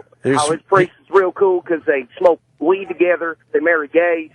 I find it very astonishing how you were to idolize. Oh, I wonder where this is going. Off of smoking weed with them. Now, I think the priesthood would be great to get into because, these guys are just going on big game hunting trips. They put the money in the basket. If you mind paying for my son's college fund, that'd be great. These guys, it just baffles me how they can get away with what they do. Again, yeah, the touching boys on the side. That's one of their hobbies. That's what they do. But we fund this 100%. Yeah. The whole thing is weird. Are you Catholic? What? Are you Catholic? Yeah. Or, yeah. Well, yeah, sort of. I grew up as a Catholic, but I kind of veered away from church. Don't go much anymore. My family does, but I just can't see, because my priest that I used to go to, he's just always in Africa or South America going on these hunting trips, and I don't want to fund it. Yeah, I feel like all my friends that we all went to Catholic school together, all of us are, not into it anymore. It's just, I feel like that's religion's becoming very less and less. My mom and, my parent is still into it, and my family's still into it, but, I feel like older people are definitely still into it. Yeah. It's the younger generations, they're losing. The younger generation, they're losing. All right. Thank you, Adam. All right. Thanks, guys. All right, buddy. Let's go to Chris in Connecticut. Chris. Hey, what's up, guys? Hey. Hey, I don't know. It's something. I'm a huge fan of the show. It's something going on. It's a weird fucking show today. Yeah. I don't know what the vibe is. Really strange today, for real. Is there something behind the scenes going on? We had a great show yesterday. Yesterday was fine. There's some laughs today as well, but it's just a weird vibe. No, there's nothing nothing going on with me. I'm good. Justin, I love you, buddy. I love you. Head up, huh, pal? No, it's all good. Everything's fine. All right. Let's get the energy up, boys. Let's go. Oh, we got the energy. It's just a weird energy. It's just really strange today. We should take a break. Get ready for our big guest coming in. We got Stanley Tucci coming in a little while from the movie Spotlight that a lot of us saw last night. Nice. That's what started this vibe. It's a heavy film, man. Heavy. Yeah. About all that kid touching in Boston. Oh, this is the thing you watched. The Cardinal about Law. The press, about the media and doing the whole. And the press getting, something done. Something significant done, yeah. He plays. Who's the attorney for the church in this? Is he an attorney for the church in this, or no? The victims. Oh, the victims. Okay, it was a little bit confusing. There were so many lawyer meetings and stuff. He was representing a lot of the victims. Yeah, no, he was criticizing the church before this investigation. Right, and he helped. Yeah, he was very, very good. And so was Lee Shriver, and so was Rachel McAdams. I never know who she is until I see her name in the credits. But that's a cute girl. Yeah. When I see who she is, I'm like, oh, everyone wants to fuck her dope. There's a lot of stars in this movie. Is that what you do when you watch movies? Yes, it is. Everybody wants to fuck her. You dope. I talk to myself like that a lot. Mark Ruffalo. And Michael Keaton. Yeah. I found it to be very offensive subject matter. Spotlight. Yes. You didn't like it? No, I didn't. What kind Everything of movie? was going smooth. What movie do you like? The Woodsman. Yeah? Yeah, Kevin Bacon. You don't like The Investigators? No, I don't. Why? Because they're barging into a private club uninvited, ruining the membership benefits. They're really wrecking everything. Encouraging people to talk about private things. Keep your mouth quiet. They got in the way? Yeah, they did. I'm blaming the weird vibe on Justin. I'm sure it's my fault. Yeah. Yeah. With your whole absence thing. I'm going to do the rest of the Absence show. I'm going from to what? talk to Stanley Tucci like this. When guests come in, I usually hang back. Why were you interrupting all that fun? He's gonna go he's gonna go what? I'm glad we took Chris in Connecticut's advice and really picked it up. Yeah, so Stanley was in that movie, played a real cock blocker. That's such a cool thing to do, is to call up and be like, "Hey, you guys all right? Yeah, everything cool? good over there? Everything cool in there, buddy? All right." That's a very bad sign. That's a terrible vibe today. It's a very bad sign. I don't know what it is. All right, well, we're gonna regroup now. Yeah. We're gonna limp to the finish line. Let's fucking slam dunk this last Here, 45 minutes. I want to read one more because Eric won't read it. Pete Davidson is great because he's like Opie Radio when Opie was young and hungry. Not hungry like Justin Stengel hungry, the other kind. We're going to take a break. What are you doing to yourself? I think it's funny. You don't think it's funny? I don't know if you think it's funny, though. Oh, I think it's You're funny. a fat idiot. Yeah, I think it's hilarious. Does he think it's funny? I honestly Or is can't it- tell. I just feel I think he's weird. playing. He's playing. I think it's funny. No, if I don't didn't think it was funny, I wouldn't be I don't telling know. He wouldn't be in the room. Justin never rolls up his sleeves, so we don't know how. No, if I didn't funny think it was is. funny, I wouldn't be pointing out tweets for Eric to be reading. If it was critical mass, he'd be like, "Fuck you guys," and be out of the room. No. You've seen him do the "fuck you, I'm out of here." Yeah, like the Twitter stuff I think is funny. I think when Roland tweets it, I think that's crossing a line amongst the staff. See what I mean? What? What are you, 5? No. Shut up. No, you shut up. But I think the Roland's Twitter not stuff is Richie funny. Incognito. Second day in a row that's come up. Yeah, it's the second day in a row. You didn't like Roland tweeting that? No, What do you tweet? whatever he tweeted before. See, I think that's the difference. But I think if people at home are tweeting, I Wait, think why that's is it? fine. What did he? Why does tweet? Roland delete his tweets? He just wrote Pete. What is he Davidson. hiding?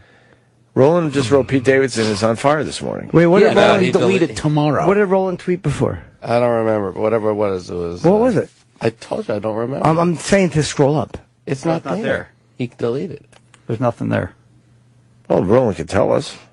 Yeah. Is Roland around? I want to know why he deletes his tweets. Probably just to clean up his timeline.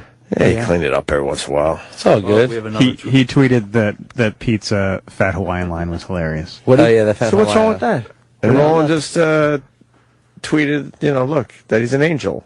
It's an angel. Oh, he knows he's going to die soon? Yeah, that's fine. There we go. There's your energy. Fucking jerk offs. We're back.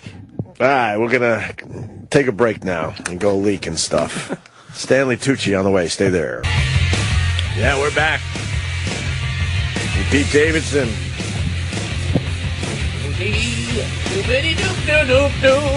Da-da-da-da. I'm trying to eat some oatmeal. Yeah. No. Oatmeal's great. So I'm excited to see this rape movie. It's a heavy one. Strong performances. Yeah, the acting's great. You think A lot of dialogue. Yeah, it's a weird comedy, but I enjoy early it. Oscar stuff? There might be some Oscar Gonna get nods. an Oscar? Yes. Maybe some Oscar nods in here. Yeah. When is Mel Gibson going to make movies again? He is. He's doing Does he make his own? He's directing a big movie. Hollywood right now. hates him. Yeah. Is he doing a Hollywood movie or is he Yeah. doing one on the No, outside? no. Doesn't he finance his own films now? He might. He's fine, right? He has to be. They don't like financially, yeah, but they don't like him because if they thought what was the film about Christ? Passion of the Christ. And then he did what, Apocalypto? Apocalypto was a masterpiece, but the Passion of the Christ they thought was kind of anti-Semitic. So, and plus his. But he financed Apocalypto, I think, because nobody else wanted to. Oh, okay. Right. I thought Yeah. he was kind of on the outs after phone calls. What he? Yeah, that, all I that actually too. love those. Oh, they're the greatest. You should just fucking smile and blow me. Yeah, they're wonderful. Oh my god, Everyone awesome. loved the Yes. phone call. They're That nicer was than great. any conversation. It I've made ever had me in a like Mel relationship. Gibson. Yes. Everybody loved those calls. Machete kills in space. How do you go from fucking Braveheart to Machete kills in space? Well, he was Fucking awful. He was in the second Machete. I don't think he's in the third. Why is he in Machete at all? He was the bad guy because he couldn't get any other acting work. Hollywood threw Danny Trejo a bone. It's like, thanks Yeah. for being in 972 films. Here's your own. He's directing Hacksaw Ridge right now. It's a World War II movie, and it's going to be a big movie. Is it? Mm-hmm. Who's in it? Sam Worthington, Andrew Garfield. And Mel? Mel's going to be in it? I don't think he's in it. I think he's just directing it. Oh, okay. Vince Vaughn. I thought Stanley Tucci was ready. I go by what Roland says. I said, don't go by what Roland says. That could mean that he's still in his hotel when Roland speaks. The new elevator system is terrible, by the way. They told us yesterday Tyson was on his way up. 20 minutes later, he arrived. You want to move seats, Pete? Yeah, sure. Well, you usually like the guy there, don't you? I don't. All right. Yeah, it's fine. Either way, I'm okay. Yeah. If he's on the left, I'm okay. I'm a right looker. Oh, yeah. I don't like looking. You get your best angle. Yeah. All right. We're knocking on. Hello. Hello. Bring him in. Let's bring in Stanley Tucci. Stanley Tucci, my Gotta God. have Roland send me this. I'll watch it later. How are you, sir? How are you? Hi. Very good. What's going on? How's your morning going? Yeah, good. Yeah? Yeah. Getting it together? Getting started? Yes, I'm trying. Are we your first hit for press today? You are. Can I just throw that over there? I would imagine you're going to be talking about this movie all day today, right? No, I'm just in the morning. I did that the last 2 days. So. Oh, okay. Yeah. It's a terrific film. We saw it last night. Most of us got to see it. We finally got our links working and get our screener copies, and good. And we watched it. Wow, what a film! Yeah, it's a good movie. The performances in this are terrific. Good, thanks. Yeah. Depressing subject matter. Yeah, it's a heavy. Yeah, that's for sure. Yeah, it's sad, really. I mean, it's been.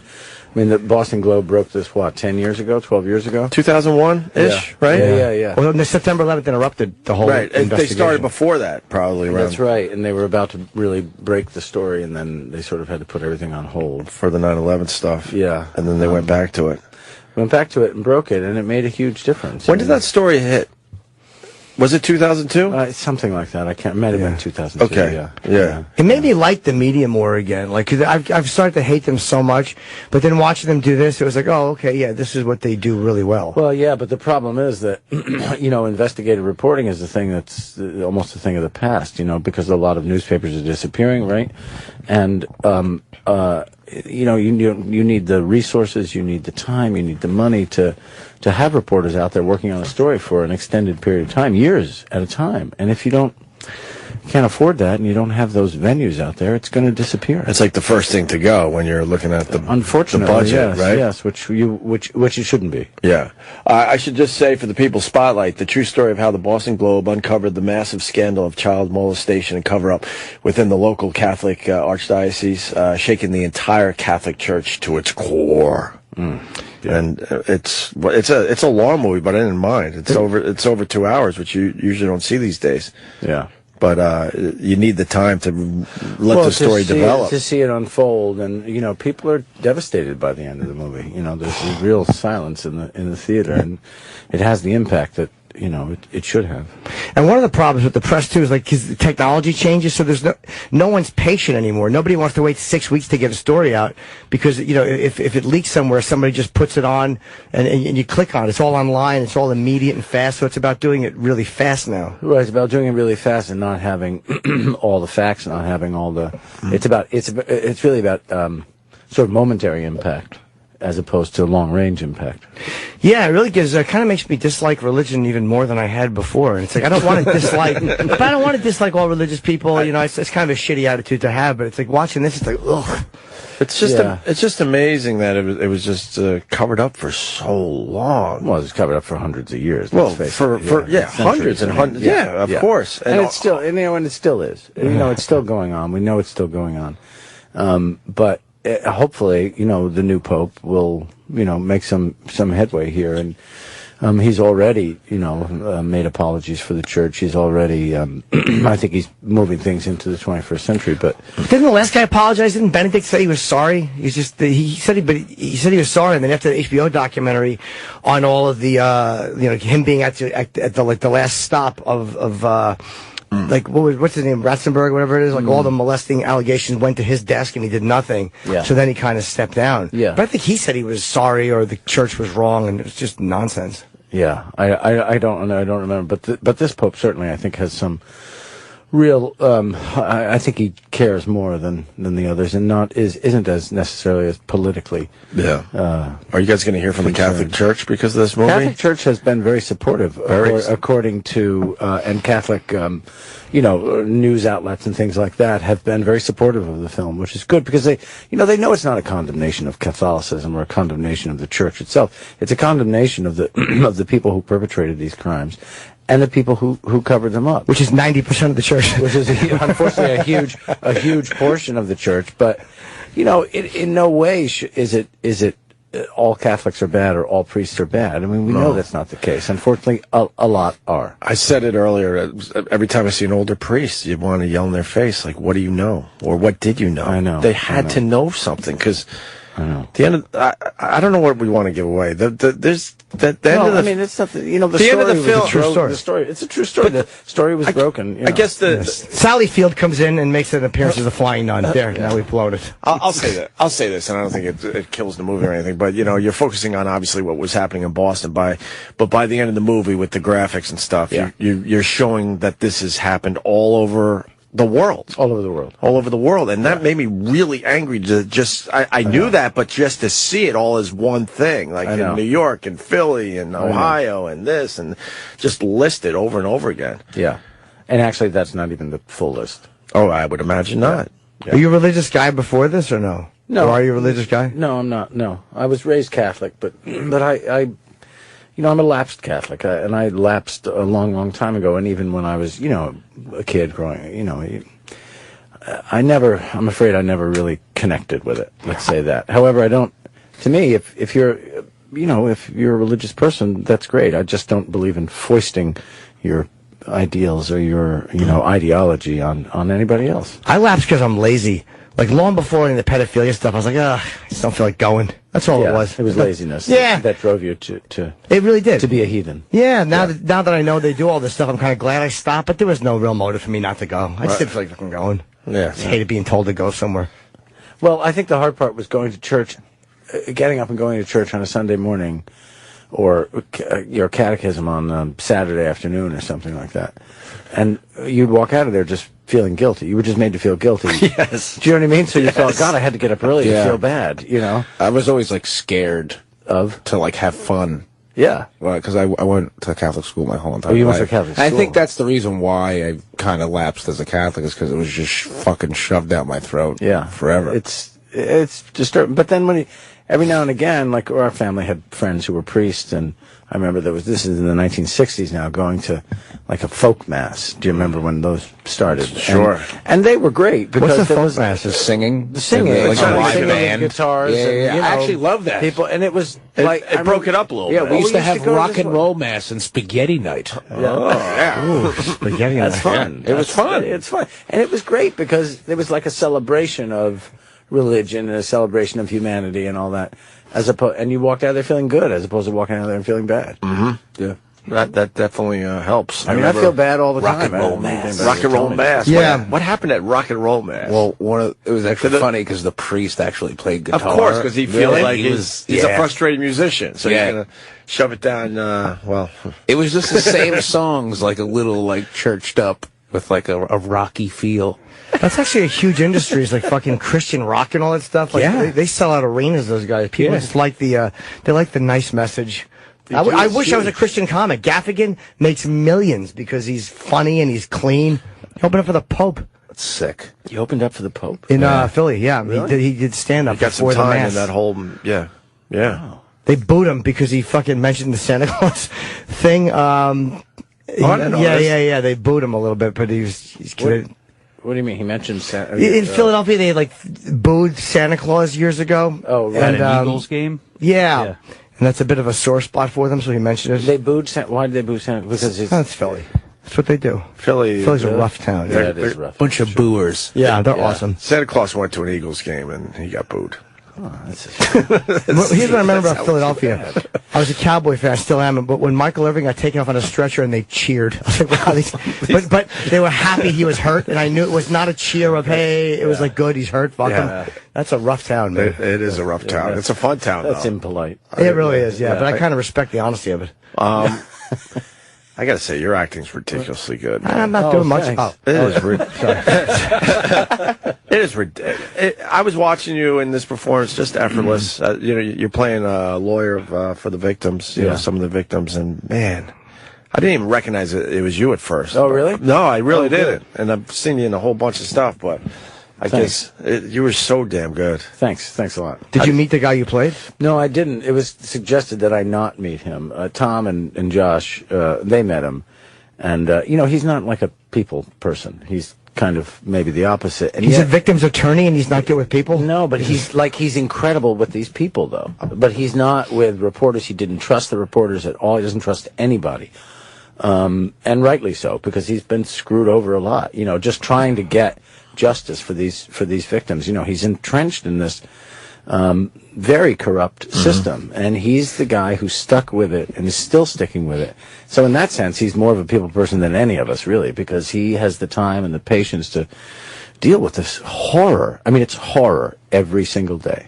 I'm amazed when they say we're going to talk off the record, how you trust a reporter to not print shit. I have no idea. Well, that always sounded ridiculous to me. Right? Yeah. Off the record? Off the record is stupid. Yeah. You're saying it. Yeah. And then the other person can't help themselves. Yeah. Right? Yeah, I guess. Unless you're friends or something. I mean, if they put that in, do they get fired?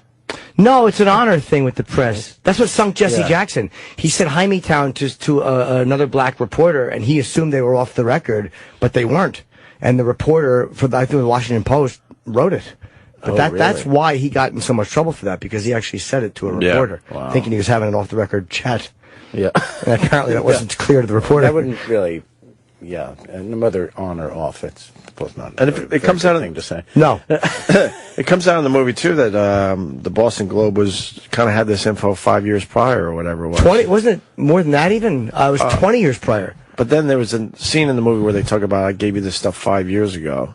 Oh, the list of names. Yeah. So, they knew, whatever, 5 years, 10. It probably did. It does go back a long time. But this, everyone is ingrained with each other, and it's so corrupt. And I think Robbie Robinson said last night, the reporters were at some of the Q&As with us, the real reporters, and he said that, all this stuff comes through. There's so much stuff going on. There's so much happening that you look at it and you go, really? Oh, okay. And he said part of it was just not believing that was possible. Do you know what I mean? Yeah. And so and plus the volume of information that's coming in, I think things get lost. You played Walter Winchell as well. I did. What was the big war he had? It was almost like a big thing for TV. Was it Jack Parr who he went to? He had a back and forth with Jack Parr, and Winchell was so powerful at that time, and he lost. Like Jack Parr made him look ridiculous. It was I don't know. I don't know about that. I don't know about that. I know that look, he started out as an ultra liberal, and he was one of the people who was a real Democrat. He was a real champion of FDR. He was a real champion of us sort of stopping the Nazis way before anybody thought that they should be stopped. And then after the war, he made this really terrible decision to become an ultra-conservative and jump on the McCarthy bandwagon. Oh. But I don't know about this Parr thing. I don't know. We're looking at it now. I remember hearing about it years ago, and obviously I've done no research on it. I just looked down and saw that you played Winchell and figured to ask. Yeah. It said right here. In the 60s, a dispute with Jack Parr effectively ended Winchell's career. He was in a steep decline. Oh, yeah, because of the McCarthy thing you just said. And I guess he angered Jack Parr years earlier.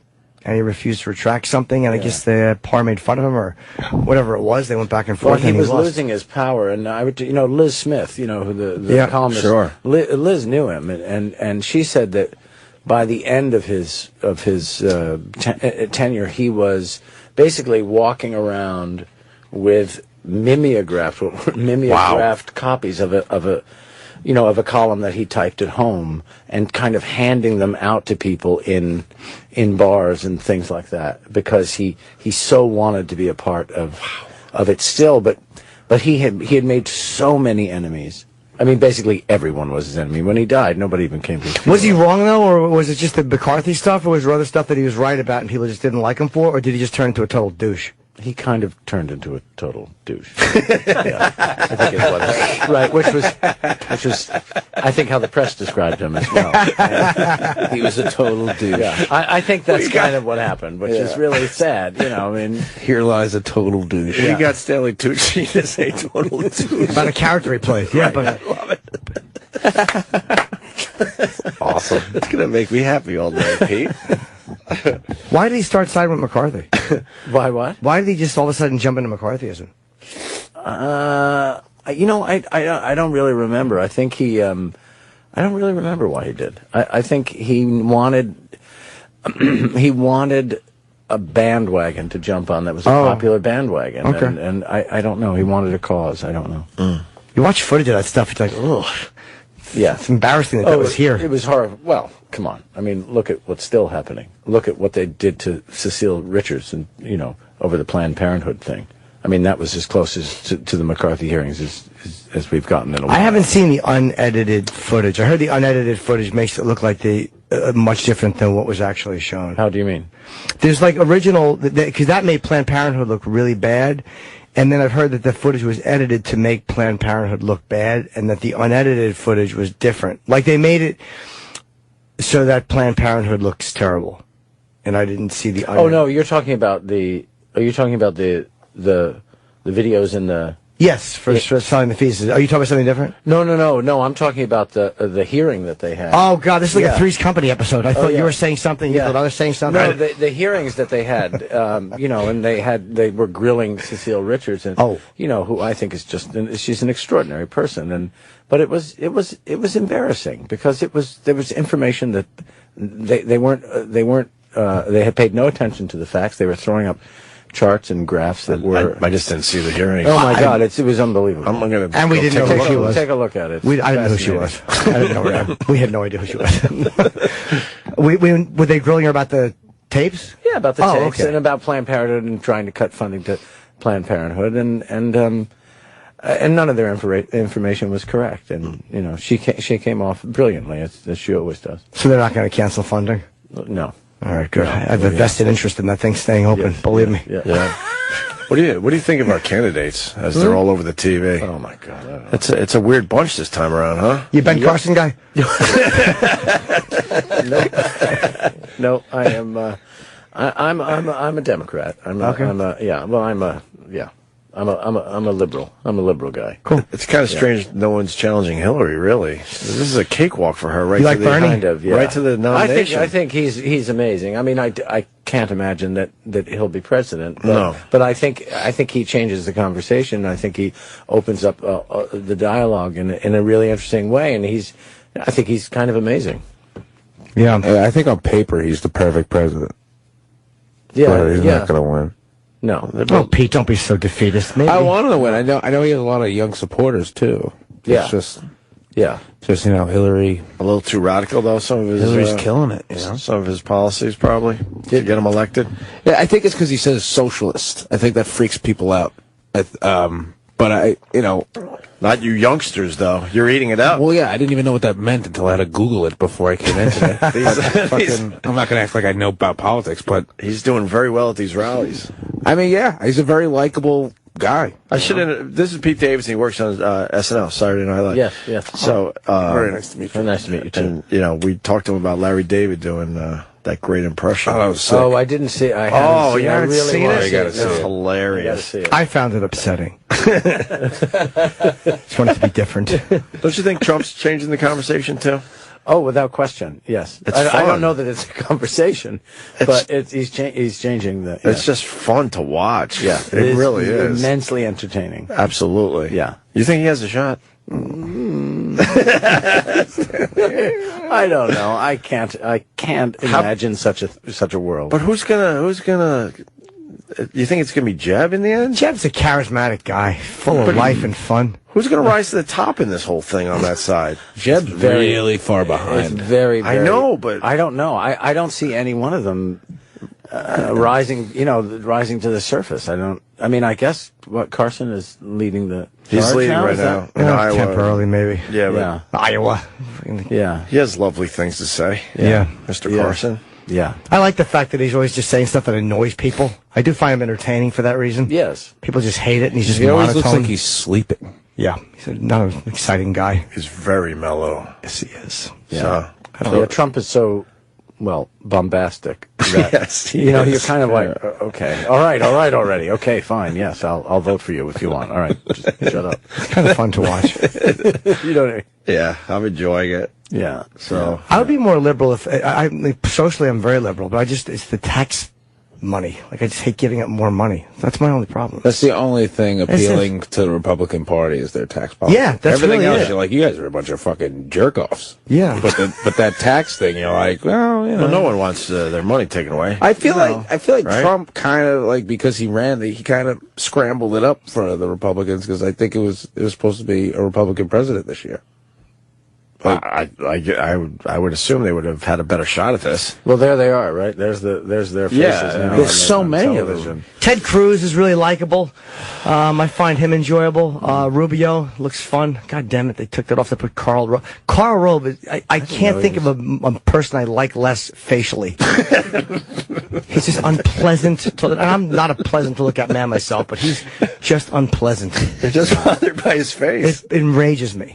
That's it. Otherwise, he's okay. I don't care for his Also, policy his either, name's but Karl Rove. yeah, this face really bothers me. You think when he calls people, he goes, "Hey, Karl Rove here." Yeah, he does. Yeah, one of those guys. I don't like anyone that spells Carl with a K.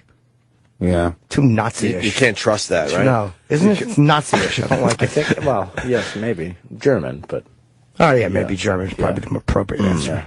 What else could we say about Spotlight? I don't know. Stanley Tucci. I think I don't know. People should see it. But I think they're going to it. It's getting great reviews. It's got great reviews. I'm gonna watch it tonight. Starting to get nominations for things, and it's great. It's it's one of those movies. It's very hard to make like a adult drama. Yeah. And Michael Keaton. Yeah, he's great.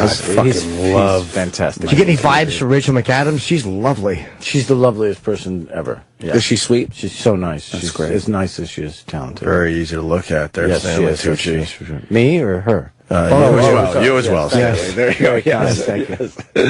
I was freeze framing on both of you last night. A bit confused, were you? Is there any scenes in there? Yeah, there's no sex in the movie. Which most films I like don't have sex in them. Most great films, like the sex is kind of hard to watch in movies. Let's face it. Yeah. It's not. It's also hard to have sex in a movie about priest rape. Yeah, I mean, that probably wouldn't have been appropriate. It's hard to be like, well, this is what you're supposed to do. Right. You know what I mean? Well, we're enjoying it. Yeah. Yeah. It's not. It would be inappropriate. Yeah. Is that a 1980s? We have a video of you from the 1980s. A jeans ad. Wow. Oh, that was Levi's ad. Yeah. Look at that handsome Jack You had some fella. guns on you. Hey, babe. You're pretty well built. Got some pipes. Yeah. That really was a douchey jock way of saying it. You had some guns on you. From the mid '80s. Paul Ryan does not have to clean up after him. Whoa, what is that? I don't know. You're just kind of backing up. I was backing away from the camera, which is what I should always do. Was that your whole thing in the commercial? No. Oh. And he was walking towards the camera. Very Stanley Look Kowalski. at I had hair and everything. Do you hate looking at yourself from the past? Yeah, and in the present. And in the present. and in the future. And in the future.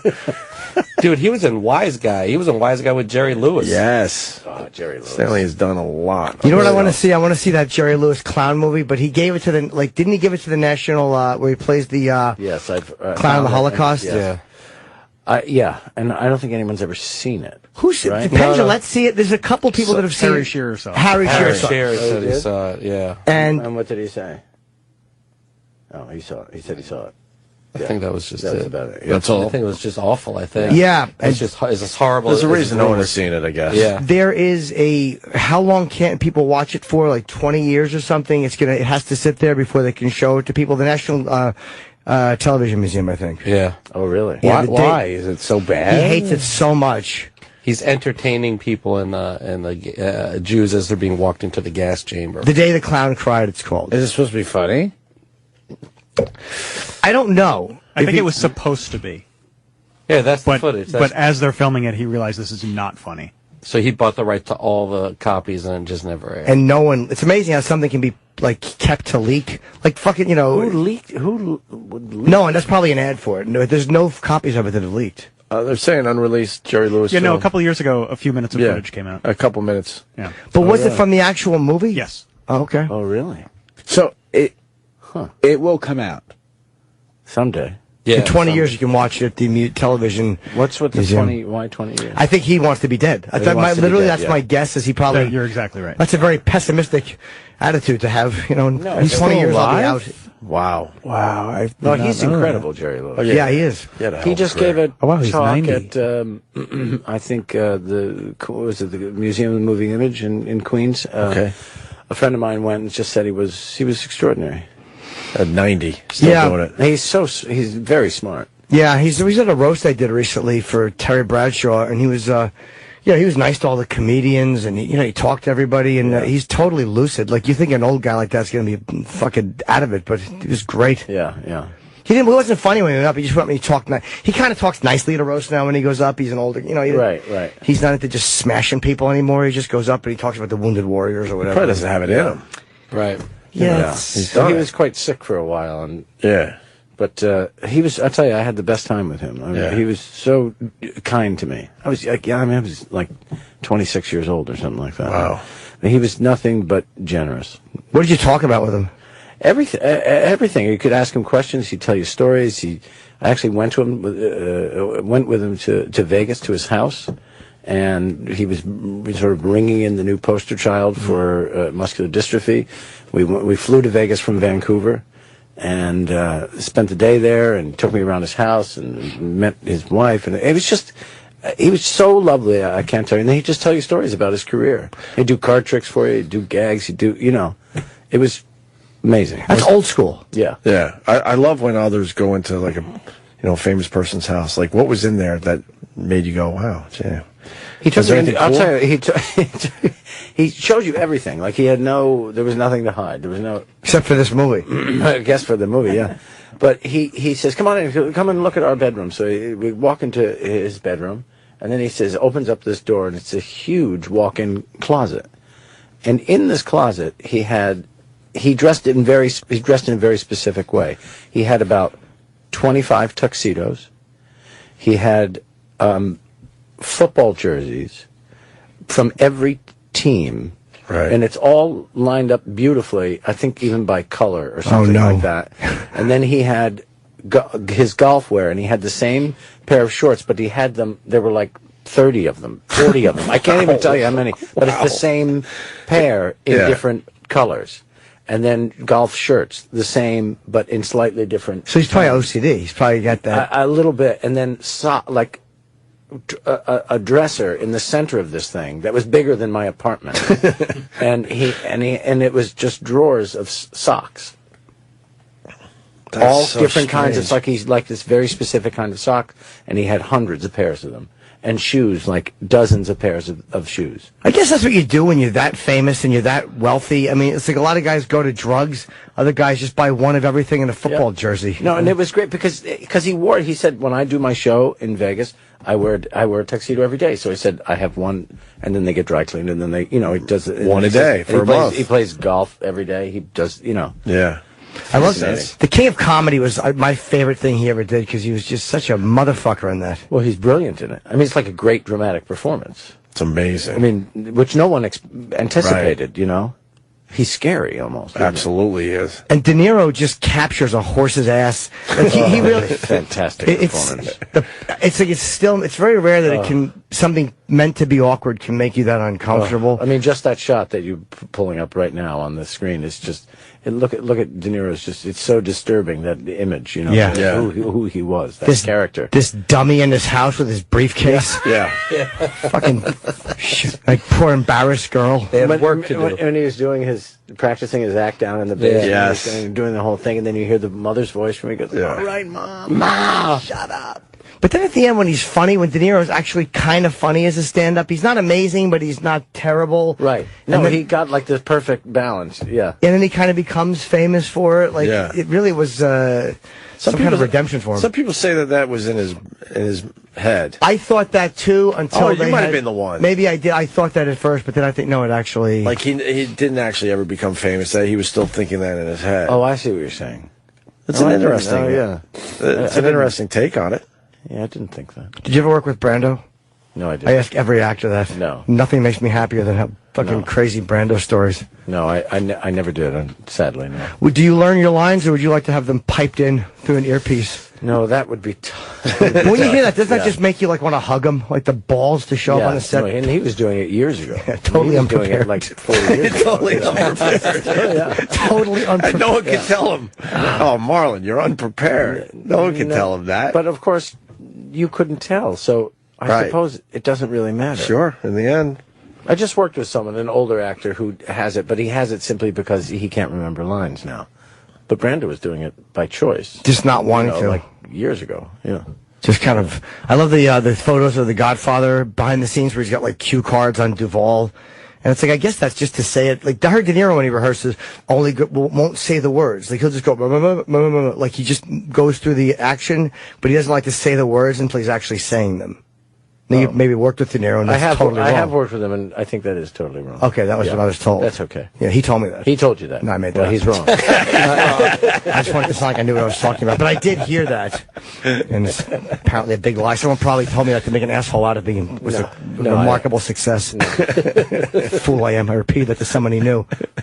Your film Big Night was a unbelievable film. All the subtleties in just scenes where you just see someone cooking, there's not a lot of dialogue, and just everything that was riding, on that night. Yeah. But again, it wasn't overly played or anything. It's a genius film. Oh, thanks. Genius film. Thank you You very can much. laugh all you want, Pete, but it's actually a good movie. I just hate Justin. I know you do. You hate. What was he? He hates me. They hate each other. You hate? Oh, you I hate don't know. each other. Yeah, Oh, I Pete didn't know hates that. me. They got a weird thing going on. It's Yeah, really strange. is that why you're at opposing ends of the- Well, no, he was sitting here. We give you the better seat. Yeah, it's a weird thing. It's a sexual chemistry thing. Yeah, something's going on between Maybe these you're two. just attracted to each other. It might be. We have to kind of. well. It's this Sam and Diane thing from Cheers. But that movie was brilliant. Who's Sam and who's Diane is what I want to know. Absolutely. We'll figure it out Good later. question. Yeah. I don't even I'd know. say the smaller one would be Diane. That reference is so old, I don't even know what the fuck it is. I know. He's just a kid. He's a kid. He's 20-something years old. 22. 21. In 2 weeks. 21? He just started watching The Sopranos. It's great. It's the best show ever. I know. I like how we've roped Stanley Tucci into the weird vibe on the show today. We had a very strange odd vibe show today. How long does this go on? No, Believe me. it never Is it stops. over? No, It's been we're over gonna get you since out of here. 7:10. Don't worry. We're gonna get you I'm out of happy here. to stay. I'm having a nice time. But really. Big You're Night is brilliant. You're complimenting me. I'll stay Big forever. Night's a brilliant. And then after that, I went to your restaurant in Mount Kisco, where your family didn't you have a family seafood restaurant there? No. You did? A family seafood restaurant. Why don't you swallow, Justin? I'll swallow it. Thank Wait, you. now you think he had a restaurant that he doesn't have? You didn't open up a restaurant in Westchester? I was part owner of a restaurant up in Purdy's. New Purdy's. York, that was it wasn't an Italian restaurant, but it was like I don't know what kind of restaurant you called it. Hopefully a good restaurant. It was very good It was pretty good. And then I dropped out of it after. And then I after stopped a while. going. And then you stopped going. And rightly big so. idiot now, Justin. Yeah. I don't feel like a big idiot. This movie's brilliant. It's a brilliant We're movie. talking about the Which restaurant. movie? Spotlight? Big Night. He's here promoting Spotlight. I know, but I'm going back. Which is getting great reviews. But he directed Big Night. It's a classic film. And It's Spotlight, underrated. Spotlight's in theaters next Friday. A week from this Friday, right? It really was. It was amazing, and it was brilliantly enjoyed it. acted. And the story's great. It didn't. I found it fascinating, and like I said before, it made me really like the media again, like because they've gotten so tabloid and clickbaity. But you're like, wow, this was like a really important story. It was just great. Let me ask the question: when you say the media, but aren't you also the media? Well, no, but it's Or a how comedy. does it- I'm talking about people that take the media seriously. Like, no one comes to this show thinking we're giving them like legitimate news. We're not forming people's opinions. We're not, Right, we're just doing dumb bunch of dick jokes. Like, it's Stanley's sort of. I'm so glad I came then. but you know, That's why he's asking. He's like, wait a minute, aren't you the media? no, people listen to us, but we're not. This is a medium.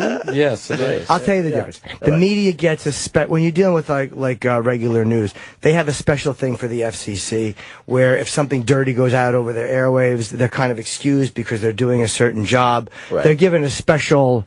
They're just seen as different. They're seen seen as special, and they're kind of held in a much higher regard. And you know, we know the difference between like the legit press and this dumb show. It's just, it's just different. We like to say mainstream media. We kind of mainstream. We kind of we're not looked to for news. You know, we beat up mainstream media when we can. Yeah, but you are right. I guess we are media because we're talking. I think you publicly. I think you can appreciate that, right? No, I can without question. Yeah, because we are part of the media, but we always focus on the mainstream media and everything they're doing wrong. So But it made me respect the reporters again. It's like this is the kind of press that we like. Like these are the guys that like go over and do real stories, and like those are the people that you respect. Yeah, and there used to be so many more of them, but like we said, it's where who can support it anymore. Taking your point, but this whole story takes place in 2002-ish, 2001, so they're not doing this as much anymore, unfortunately. No. It actually made me a little sad. No. Because another 13 years went by with budget cuts and downsizing and all that, and I mean, you see, like I read the Guardian, the British